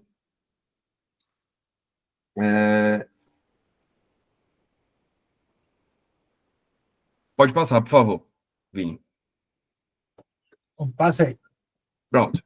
Agora, o que é que acontece, né? A gente falou sobre dor, a gente falou que realmente há toda essa questão, mas como é que a gente vai realmente dimensionar, né? Porque, por exemplo, um estímulo doloroso, ele não é um estímulo exato. O que eu sinto como dor é diferente do que o Vini sente como dor, é diferente do que o Abraão sente como dor. Então, por exemplo, uma dor que para mim pode ser um 8, no Vinícius pode ser um 2, certo? Ah, JB, mas o que diabo é esse número que tá falando? Tá falando de dor, aí do nada tu mete conta no meio. É porque é o que acontece, gente. A gente tem alguns meios de mensurar essa dor, certo? A gente entende que a dor ela é uma questão muito individual, né? Mas a gente precisa ter um elemento de quantificação. Para quê? Para que haja um tratamento correto, para que a gente possa ter uma facilitação do entendimento do médico, da equipe, no caso, para aquela dor daquele paciente, certo? Então a gente usa desses elementos. O primeiro elemento é a EVA, que é a escala visual analógica, certo? Escala visual analógica de dor, né? O nome completo dela, certo? E ela é mensurada de 0 a 10, certo? Na verdade, de 1 a 10, então a gente usa 1 a 10. Inclusive, na semiologia agora, eu estou aprendendo como trabalhar com essa EVA e a gente sempre pergunta para o paciente que a gente tem que entender como é que é essa dor dele, certo? E a EVA, ela classifica de 1 a 10, sendo uma dor basicamente inexistente, ou 0 inexistente, certo? E 10 sendo a pior dor que você já sentiu na sua vida. Apesar disso, a gente sabe que a dor é muito individual. Então, vamos supor, eu já sofri um acidente de carro e quebrei minha perna muito violentamente. Essa, para mim, provavelmente vai ser uma dor 10. Então, uma queda, um trauma que eu tenho, pode significar uma dor bem menor. Mas, por exemplo, o Vini, ele nunca sofreu um acidente e ele teve uma lesão, a mesma lesão que eu na perna. Ele já pode classificar essa dor como sendo um 7, porque ele é uma dor das piores dores que ele já teve na vida. Então, a gente entende que, apesar de ser uma escala que ela tem essa questão dela ser individual, a gente precisa quantificar para ter uma melhor interpretação e tratamento do paciente, tá? Um segundo meio da gente entender a dor do paciente é através da observação clínica. A gente vê que ele tem toda uma postura, que ele melhora num certo decúbito, que a gente chama, que é a forma dele estar deitada, que a gente vê que ele melhora de uma certa posição, que a gente vê que com certas práticas ele melhora ou piora, que é o que a gente chama também de qualificação da dor, tá? Existe uma sigla que eu vou até mostrar para vocês depois, que chama QT F2 ADC, que é qualificação, irradiação, localização, tempo. A gente tem uma série de fatores para a gente poder descrever aquela dor do paciente, certo? Que são os fatores de melhora e piora, que é F2, e tem um ADC, certo? Que depois eu vou explicar um pouco melhor. Esses são elementos que a gente faz na anamnese, que é na entrevista do paciente, para a gente poder entender como aquilo ali começou, como aquilo ali se irradiou, como aquilo melhora ou piora. Então, a gente tem todos esses elementos para poder trabalhar em cima da mensuração também do paciente, certo? E da dor dele. E, por último, a gente tem como estratégia também a monitoração, certo? A gente vê que o paciente está internado, ou ele está naquele acompanhamento pós-operatório. Se a gente tem um monitoramento correto, tanto da frequência respiratória, frequência cardíaca, entre outros aspectos, a própria carpinografia, como o Vinícius mostrou, se a gente tem alterações nesses parâmetros, acompanhado justamente da fala do paciente, a gente pode interpretar que é assim, um alívio ou uma piora da questão da dor dele, certo? E justamente através desse monitoramento é que a gente vai conseguir fazer um ajuste correto. Por quê? Porque o paciente que ele está tendo uma melhora no quadro, ele logicamente vai precisar de menos resposta analgésica, certo? Se eu estou melhorando no meu quadro, eu estou sentindo menos dor. Logo, eu preciso de menos doses. E isso vai fazer com que o paciente vá percebendo a si próprio, vá tendo uma nocicepção, uma autopercepção melhor, entendeu? E a partir daí, no caso, o paciente vai entender a correlação a respeito da dor dele, tá? E a gente vai poder fazer as diversas manobras corretas de analgesia que eu vou explicar um pouco mais na frente, beleza? Pode passar, Vini, por favor. Certo. Aqui eu trouxe um pouquinho para você explicando de algumas metodologias diferentes que a gente usa para fazer toda aquela analgesia, certo? Existem 3 medidas principais, tá? Que são a analgesia farmacológica, que eu vou explicar um pouquinho melhor depois, a de opioides, que eu também vou explicar, e a regional de bloqueio de nervo, tá? A gente tem esses 3 métodos mais clássicos a respeito justamente do controle e da metodologia de aplicação da analgesia, tá? Pode passar, Vini. Vamos falar aqui do primeiro, tá bom? A gente vai falar da farmacológica, certo? A gente usa muito os AINES, né? Que a gente chama, que são os anti-inflamatórios não esteroidais, tá? Que são uma classe medicamentosa que vão justamente trabalhar com a inflamação, combatendo ela, tá? De modo que eles não são feitos a partir de esteroides, tá? Vocês vão entender um pouco isso mais na cadeia de farmacologia, que inclusive eu vou ter ainda esse semestre. mas eu tive já um pouquinho de conhecimento já por conta da liga. Então, a gente sabe que existem diversas classes medicamentosas, e a gente tem os anti-inflamatórios esteroidais e os não esteroidais, tá? No caso, a gente vai usar mais os não esteroidais, porque os esteroidais, eles realmente causam uma série de outros elementos que eles podem ter, que podem causar certas complicações. Então, a gente está preferindo trabalhar com não esteroidais no momento, certo? E aí eu trouxe alguns exemplos para vocês para falar como é que funciona, né? A gente tem o caso do ibuprofeno, que é um clássico dos clássicos, certo? Que todo mundo já tomou uma vez na vida, pelo menos, que ele atua muito com a parte analgésica, certo? E anti-inflamatória, e sendo um antipirético. E o antipirético é o quê? Um elemento que vai combater a febre, certo? É um elemento que é dado justamente para combate de febre. É muito comum ele ser usado para isso, tá? A gente também tem o celecoxib, certo? Inclusive, faltou um enzinho aí no final, celecoxib, perdão. Que ele é muito usado para a questão da COX-2, tá? Que ele traz muito menos risco gastrointestinal, que a gente sabe que é justamente isso, tá? Ele vai ter uma reação de cadeia menor, certo? Evitando que a gente tenha efeitos adversos. O gastrointestinal que ele pode causar, muito da questão de aumento de azia, ele pode dar diminuição da frequência da ida ao banheiro, ele pode causar também episódios diarreicos, a depender da quantidade. Então, a gente tem essa questão, certo? E o que é a COX-2, né? É a ciclooxigenase 2, tá? Ela é uma enzima que tem no corpo e vocês vão... É meio chatinho de explicar agora toda a questão do uso da COX, tá? Tanto COX-1 quanto COX-2.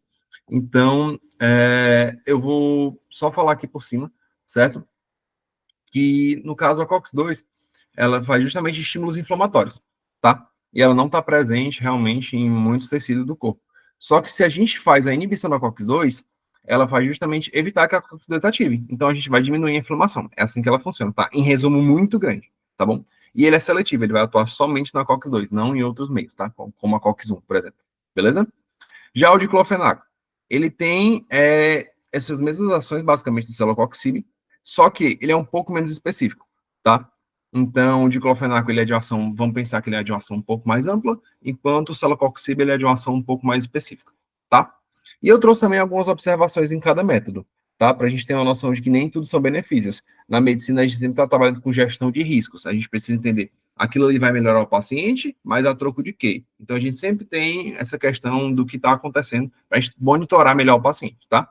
Então, as observações que são necessárias para esse tipo de analgesia, né, que seria com os AINES e o paracetamol, no caso, seria justamente a gente prestar atenção na questão dos eventos cardiovasculares, gastrointestinais e monitorar a função renal. Por quê? Porque todos os medicamentos, ou as drogas também, como a gente chama, né, elas atacam a função renal e atacam o fígado, certo? A gente tem o fígado como sendo um grande filtro, certo? E se a gente sobrecarregar o funcionamento do fígado, a gente vai ter uma falência hepática.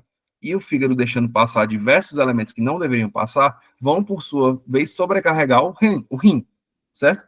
E a gente sabe que o rim, ele é bem pouquinho importante, graças a Deus, para a gente estar vivo, né? Então, se a gente tem um sobrecarregamento do rim, a gente vai ter uma diminuição da função renal e você vai ter um acúmulo de diversas substâncias nocivas e tóxicas no corpo. Então, a gente tem que prestar atenção que os medicamentos, eles têm uma sua ação potencializada, sua ação importante, mas eles também têm um risco associado. Então, a gente tem que sempre estar tratando com essa questão. Por isso que é importante acompanhar para ter uma diminuição ou aumento da analgesia no tempo certo do paciente, tá? Pode passar, Vini, por favor. Já o próximo modo que a gente tem são justamente com a introdução dos opioides, tá? Os opioides, eles são uma classe medicamentosa mais forte, tá? Que eles vão ter justamente diversas ações e que eles vão causar uma analgesia de uma forma mais rápida, tá? E eles têm uma ação muito mais potente. Então, o que acontece? Como vocês sabem, na época, eu esqueci agora o século específico, mas a gente teve, inclusive, a guerra do ópio, né? O ópio, ele tem um efeito entorpecente muito grande, então ele causa uma anestesia generalizada, por isso que ele é usado em situações específicas, tá? Ele começou muito usado também a respeito da questão justamente da... Poxa, esqueci o nomezinho agora específico. Mas a morfina em si, certo? Ela foi desenvolvida a partir dessa droga inicial, em que a gente tinha um potente efeito de droga mesmo. A pessoa ficava bem torporizada, ela não tinha muita noção da realidade, então ela tinha essa alteração de consciência. E foi visto que poderia ser utilizado como medicamento de uma forma mais clássica, certo? Então a gente tem a morfina, certo? Nesses primeiros exemplos, que ele é o padrão ouro. Por quê? Porque ele tem uma ação rápida, mas ele também tem uma desação, digamos assim, ele tem uma tirada de ação também rápida. E ele pode ser controlado de uma forma mais rápida, de uma forma bem mais específica. Então, por isso que ele é considerado como padrão ouro, tá? E a gente vê que muitos pacientes em estado gravíssimo pedem por morfina. Por quê? Por ele ser mais potente. Então, a gente tem como morfina o padrão ouro, certo? Da analgesia de forma mais grave. Por isso que é só usado em dores moderadas para graves, tá? A gente tem o fentanil, que ele é sintético, certo? E ele tem uma ação muito rápida também, assim como a morfina, mas o fentanil ele é usado mais para a gente fazer a introdução anestésica do que a manutenção. Vocês vão ver que existem as drogas de introdução e as drogas de manutenção. As de manutenção, elas têm que ter um efeito um pouco mais prolongado, que é justamente para manter o paciente naquele estado anestesiado. E as de introdução, eles têm que ter uma ação rápida, que é para justamente o paciente ter a sua queda de consciência de forma rápida. Eu não sei se vocês já se operaram, mas vocês veem vídeos do pessoal indo para a operação, o médico pede, conta para mim de 1 a 10. A galera geralmente chega no 3, no máximo 3, 4, que é justamente a ação dos opioides de ação rápida, beleza? Os anestésicos de ação rápida, para introduzir o paciente no estado comatoso, né? No caso que a gente quer, certo? E o tramadol, que ele é atípico, tá? Eu não vou entrar muito aqui na questão de típicos e atípicos, porque é uma discussão um pouco mais longa, mas saibam que ele é um opioide atípico, certo? Que ele tem um mecanismo de ação misto, certo? Peraí, só um minutinho.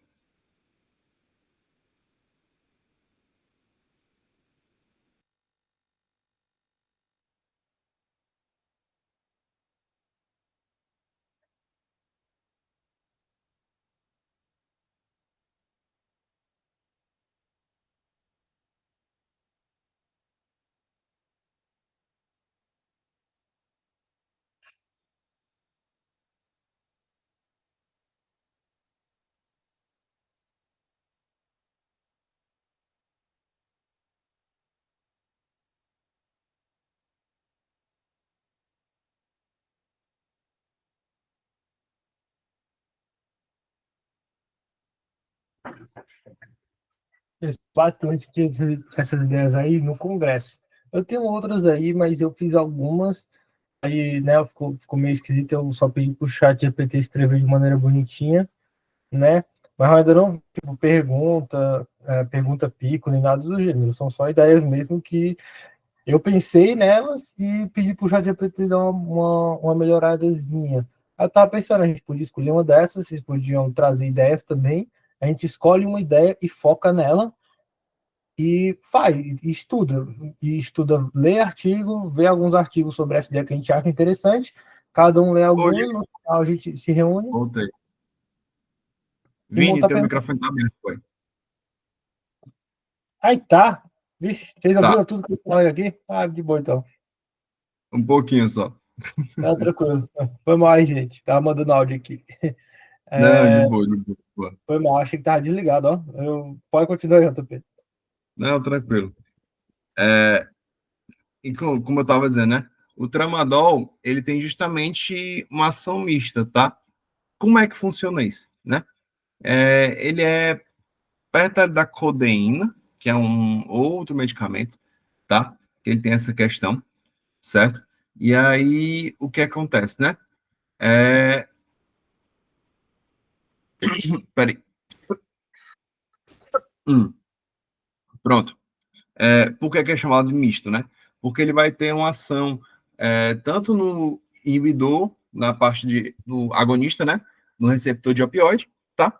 Como ele também vai ter uma ação de inibição na questão da norepinefrina. Então, e ele tem uma ação que é dupla, nesse quesito, né? Por isso que ele fala que é ação mista, certo? Além de inibir a recaptação da serotonina, tá? O tramadol, ele tem esses pontos. E aí, é muito, muito interessante ver que ele tem menos efeito colateral, justamente por ele ser mais manipulado, certo? E aí ele pode ser usado até em dor crônica também, tá? Ele não só em dor pós-operatória, ele tem vários tipos de uso em dor, tá? Tanto operatória como para parto, por exemplo, dor neuropática ou crônica, certo? O tramadol é muito utilizado, tanto que se você chegar com uma dor muscular, inclusive eu mesmo já tomei tramadol, tá? Ele tem uma ação muito rápida mesmo, e me deu um rebaixamento de consciência legal, legal mesmo, me deixou bem, vibes, tá? Não estou recomendando para ninguém, até porque não é bom você ter que usar ele, beleza? Mas o tramador ele é muito utilizado de ação rápida nesse quesito, tá bom? E aí eu deixei explicado ali os antagonistas, né? O que acontece? Quando a gente tem uma ação dos opioides, por ele ter um mecanismo de ação rápido e potente, muitas vezes, não muitas vezes, mas às vezes acontece dos pacientes necessitarem de uma volta rápida, da gente precisar ter uma retirada rápida dos opioides, tá? E aí a gente vai entrar na questão de medicamentos agonistas ou antagonistas, certo? Os agonistas são medicamentos que potencializam ou facilitam a ação de uma droga específica que você quer. E os antagonistas são os que justamente revertem ou impedem a ação daquela droga, tá? No caso, a gente tem a naloxona e a naltrexona, tá? Que são os medicamentos que vão reverter esses efeitos, tá? Adversos dos opioides. Eu não vou entrar aqui na questão da farmacodinâmica e farmacocinética dos medicamentos, porque isso é uma aula só, que é muito grande, mas entendo que esses dois medicamentos, eles meio que funcionam como barreiras para a ação dos opioides, tá? Então, a gente tira toda a questão dos efeitos adversos, beleza? Que é justamente irritação do trato gastrointestinal, pode causar constipação, náusea, aquilo tudo que eu falei no começo, beleza? Além de também poder ter o efeito da cefaleia, né, que é uma dor de cabeça exagerada, na volta da ação do opioide, beleza? Pode passar, Vini, por favor. Vini? Vini? Oh, show. Passei já, Valeu. vou passar de novo. Agora foi. Volta em um, por favor. Não, só isso mesmo. Pode passar. Pronto. E aí a gente tem agora o que é uma das áreas de estudo e área de progresso, tá? Que tem sido muito utilizado, que é justamente os bloqueios de nervo, tá? Como vocês sabem, quando muitas vezes existem aquela questão, vai ser uma anestesia geral, uma anestesia local, como é que funciona isso e tudo mais. Então, o que acontece? Na anestesia geral, o paciente é levado a um estado completo de analgesia. Ele apaga, certo? Então, todo o corpo dele entra no estado de torpor e, claramente, também é aplicado um anestésico local para que haja menos dor e menos ação naquela área específica, tá? Então, é isso que a gente chama de anestesia regional também. Quando você vai fazer um procedimento menor, que você pode anestesiar só um local ou só um ramo, certo? Anestesia de nervos e ramos específicos, isso pode ser muito bem realizado, tá? Um exemplo disso é justamente o bloqueio peridural, né? Em que você aplica justamente no espaço peridural ali o medicamento para envolver toda a dura mata, que ele vai se dissipar pelo líquor, né? E vai acabar envolvendo toda a dura mata, que é uma das 3 camadas que a gente sabe, certo? E ele vai ter essa atuação nesse quesito, tá? Assim como a diferença também é do subdural, que ela não chega a entrar no subdural, né? E ela tem uma ação também um pouco mais rápida. Então, a gente tem essas diferenciações dessas anestesias gerais, tá? A gente pode aplicar dessas duas maneiras diferentes.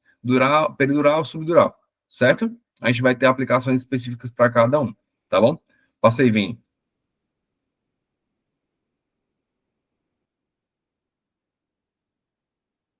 E aqui é onde eu queria mostrar uma parte muito mais específica, tá? Aí, como eu falei para vocês, uma coisa que está se desenvolvendo muito é justamente os bloqueios de nervo, né?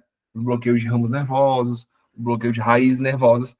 E aí vai depender justamente, vocês ainda vão ver isso em anatomia, quanto mais alto o meu bloqueio, mais eu pego, obviamente, né?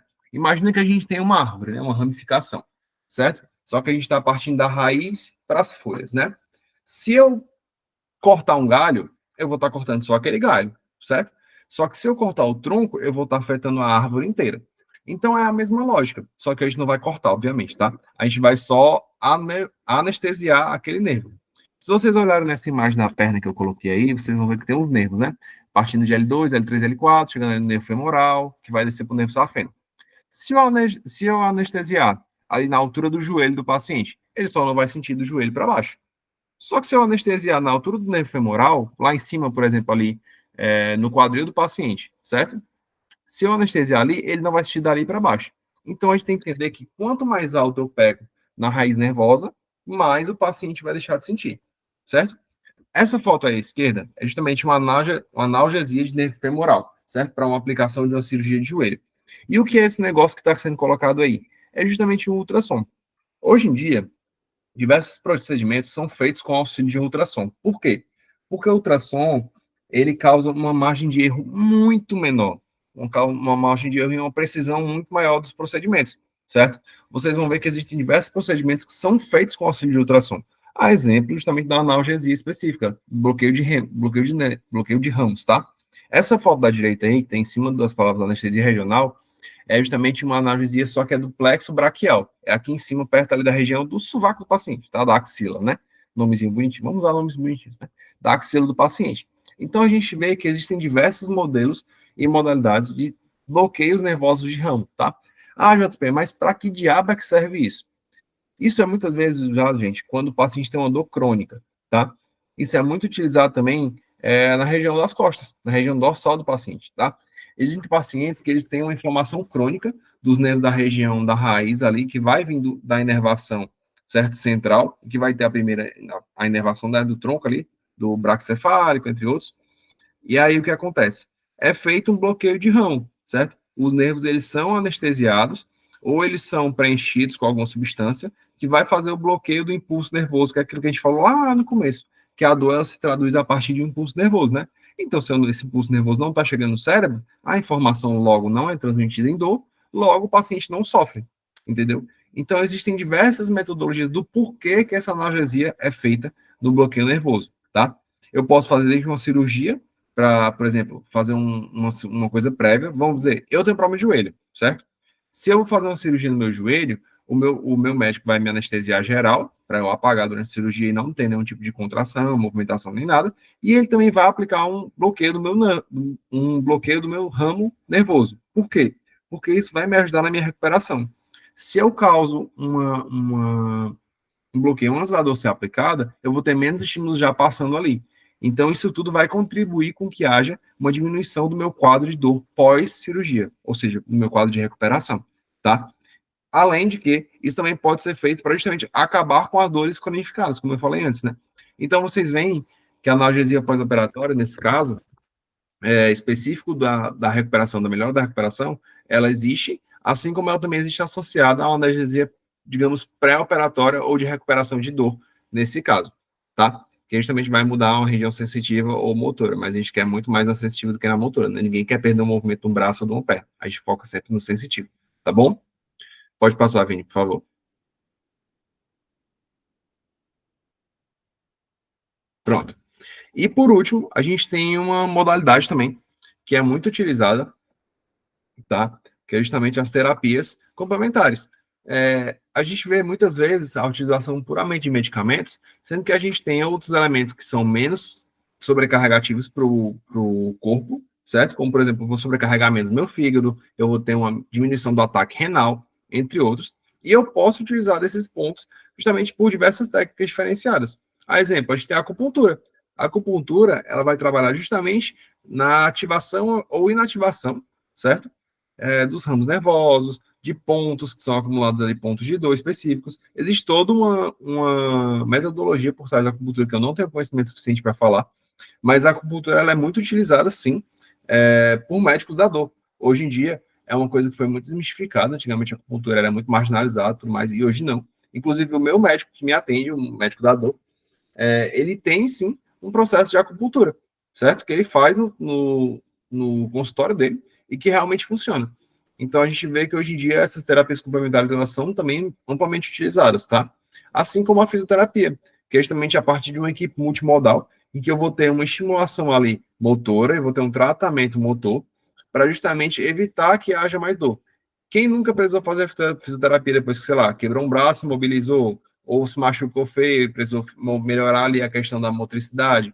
Então, a fisioterapia ela vai atuar justamente para melhorar a sua motricidade, consequentemente, ela vai retomar as funções originais e vai diminuir tanto a dor como a melhora também da movimentação em geral, né? A gente sabe que a fisioterapia é muito utilizada também depois de grandes cirurgias, como, por exemplo, eu fiz uma cirurgia abdominal grande, eu fiz uma laparotomia, depois de um certo tempo eu vou precisar de um pouco de fisioterapia para recuperar um pouco melhor da minha movimentação, do meu equilíbrio e tudo mais, certo? Bem como a gente pode usar também, ali por último, a terapia combinada. A gente pode usar medicamentos diferentes, de formas de atuações diferentes, que eles vão impactar tanto na farmacodinâmica quanto na farmacocinética do paciente. E vão fazer com que haja uma melhor complementação certo? Tem uma melhor aceitação por parte do paciente na questão da terapia medicamentosa, tá? Então, a gente tem essas 3 principais metodologias complementares que são muito utilizadas hoje em dia nos consultórios, em exames de rotina, em pré-operatórios e avaliações de rotina pré-operatória, tá bom? E pós-operatório também. Pode passar, Vini, por favor. Mas, JP, é o seguinte, tu tá aí há 40 minutos falando, e falando arruma de coisa, falando arruma de nome, e, tipo assim, mano, na moral, o que é que eu preciso saber? Tipo assim, o que é importante eu sair daqui lembrando mais dessa aula, o que é importante eu ter uma noção geral sobre a analgesia pós-operatória, né? O que eu acho muito importante vocês lerem, tá? O que vocês saberem, assim, que é uma coisa que, tipo assim, na ponta da língua para mim, tá? A importância da analgesia, o para que ela serve, o qual é o sentido da analgesia e como ela é aplicada, tá? Que é justamente aquela questão que eu falei, da melhora da qualidade de vida do paciente, de evitar que haja movimentação, de evitar que haja pioras no quadro do paciente, no caso de uma cirurgia, seja ela de emergência ou eletiva, certo? No quadro da melhoria da qualidade de vida geral, a despeito de algum trauma ou a despeito de alguma inflamação cronificada. Então, a gente entender que esses pontos são os pontos-chave da analgesia, tá? A questão dos métodos analgésicos, como eu falei para vocês, que a gente tem situações diferentes em que devem ser aplicadas medidas diferentes. Então, para isso, a gente sempre tem que estar atento ao que o paciente está apresentando e ao que o paciente está trazendo de exames de evolução. Então, isso entra em contato justamente com o terceiro ponto, que é uma avaliação constante. A gente sempre precisa estar em contato com o paciente para quê?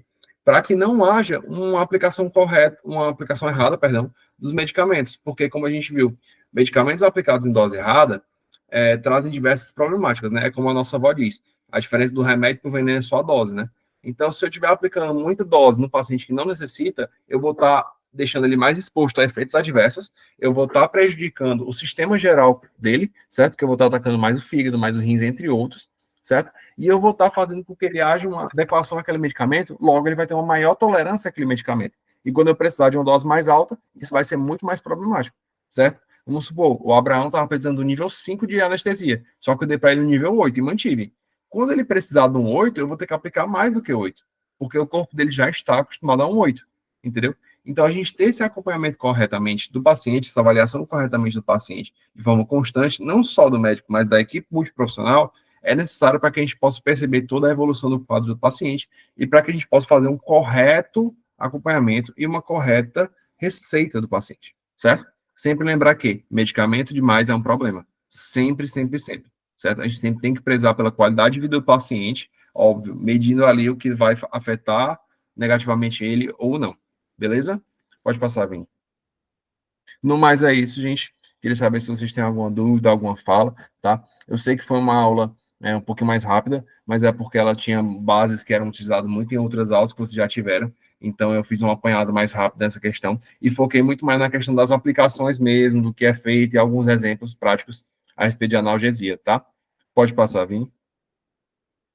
No mais, eu agradeço a atenção de vocês, gente. Se vocês tiverem alguma dúvida, por favor, perguntem, tá? Estamos aqui, não só eu e o Vini, mas todos os membros da Liga, dispostos a ajudar vocês. A gente está aqui para tirar dúvidas, para conversar, para saber mais como é que funciona. Ah, eu não entendi um pouco dessa aula. Chama a gente no privado que a gente está aqui para ajudar, beleza? E não deixem de ler os materiais que a gente disponibiliza para vocês, tá bom? Pode passar, Vini. E essas são minhas referências, tá? Por último, é a nossa apostilazinha maravilhosa e o livro da SAESP, que é meio que uma bíblia que muita gente usa, inclusive o Vini e eu usamos para fazer as aulas de hoje, né? Ele é muito completinho, é muito bom também. Podem passar. E é isso, gente. Essa foi a aula de hoje, tá? Análise pós-operatória. Espero que vocês tenham aprendido aí pelo menos alguma coisa. Espero que tenha sido útil. Valeu, show, JP. Foi massa, foi top, viu? Eu acho muito interessante essa parte do ultrassom, né? Que o ultrassom é muito utilizado nesses bloqueios regionais. Eu acho muito interessante. Total, cara, total. Porque evita que você faça uma infusão de medicamento em local errado, evita que você faça dano a outras estruturas. Porque, pô, já pensei, eu vou ter que pensar aqui um nervo, só que sem querer eu boto medicamento numa artéria. Cara, isso vai dar um BO tão grande no paciente, isso vai dar tanto problema. Isso é um negócio que isso mostra que o ultrassom é o futuro, né, cara? Praticamente não, talvez cara. Tudo vai ser com ultrassom. Total, cara, total. Mas o ultrassom ele porta muito grande, sabe? Mas isso cabe até uma... Eu vou parar de gravar aqui, peraí. Eita, spoilers.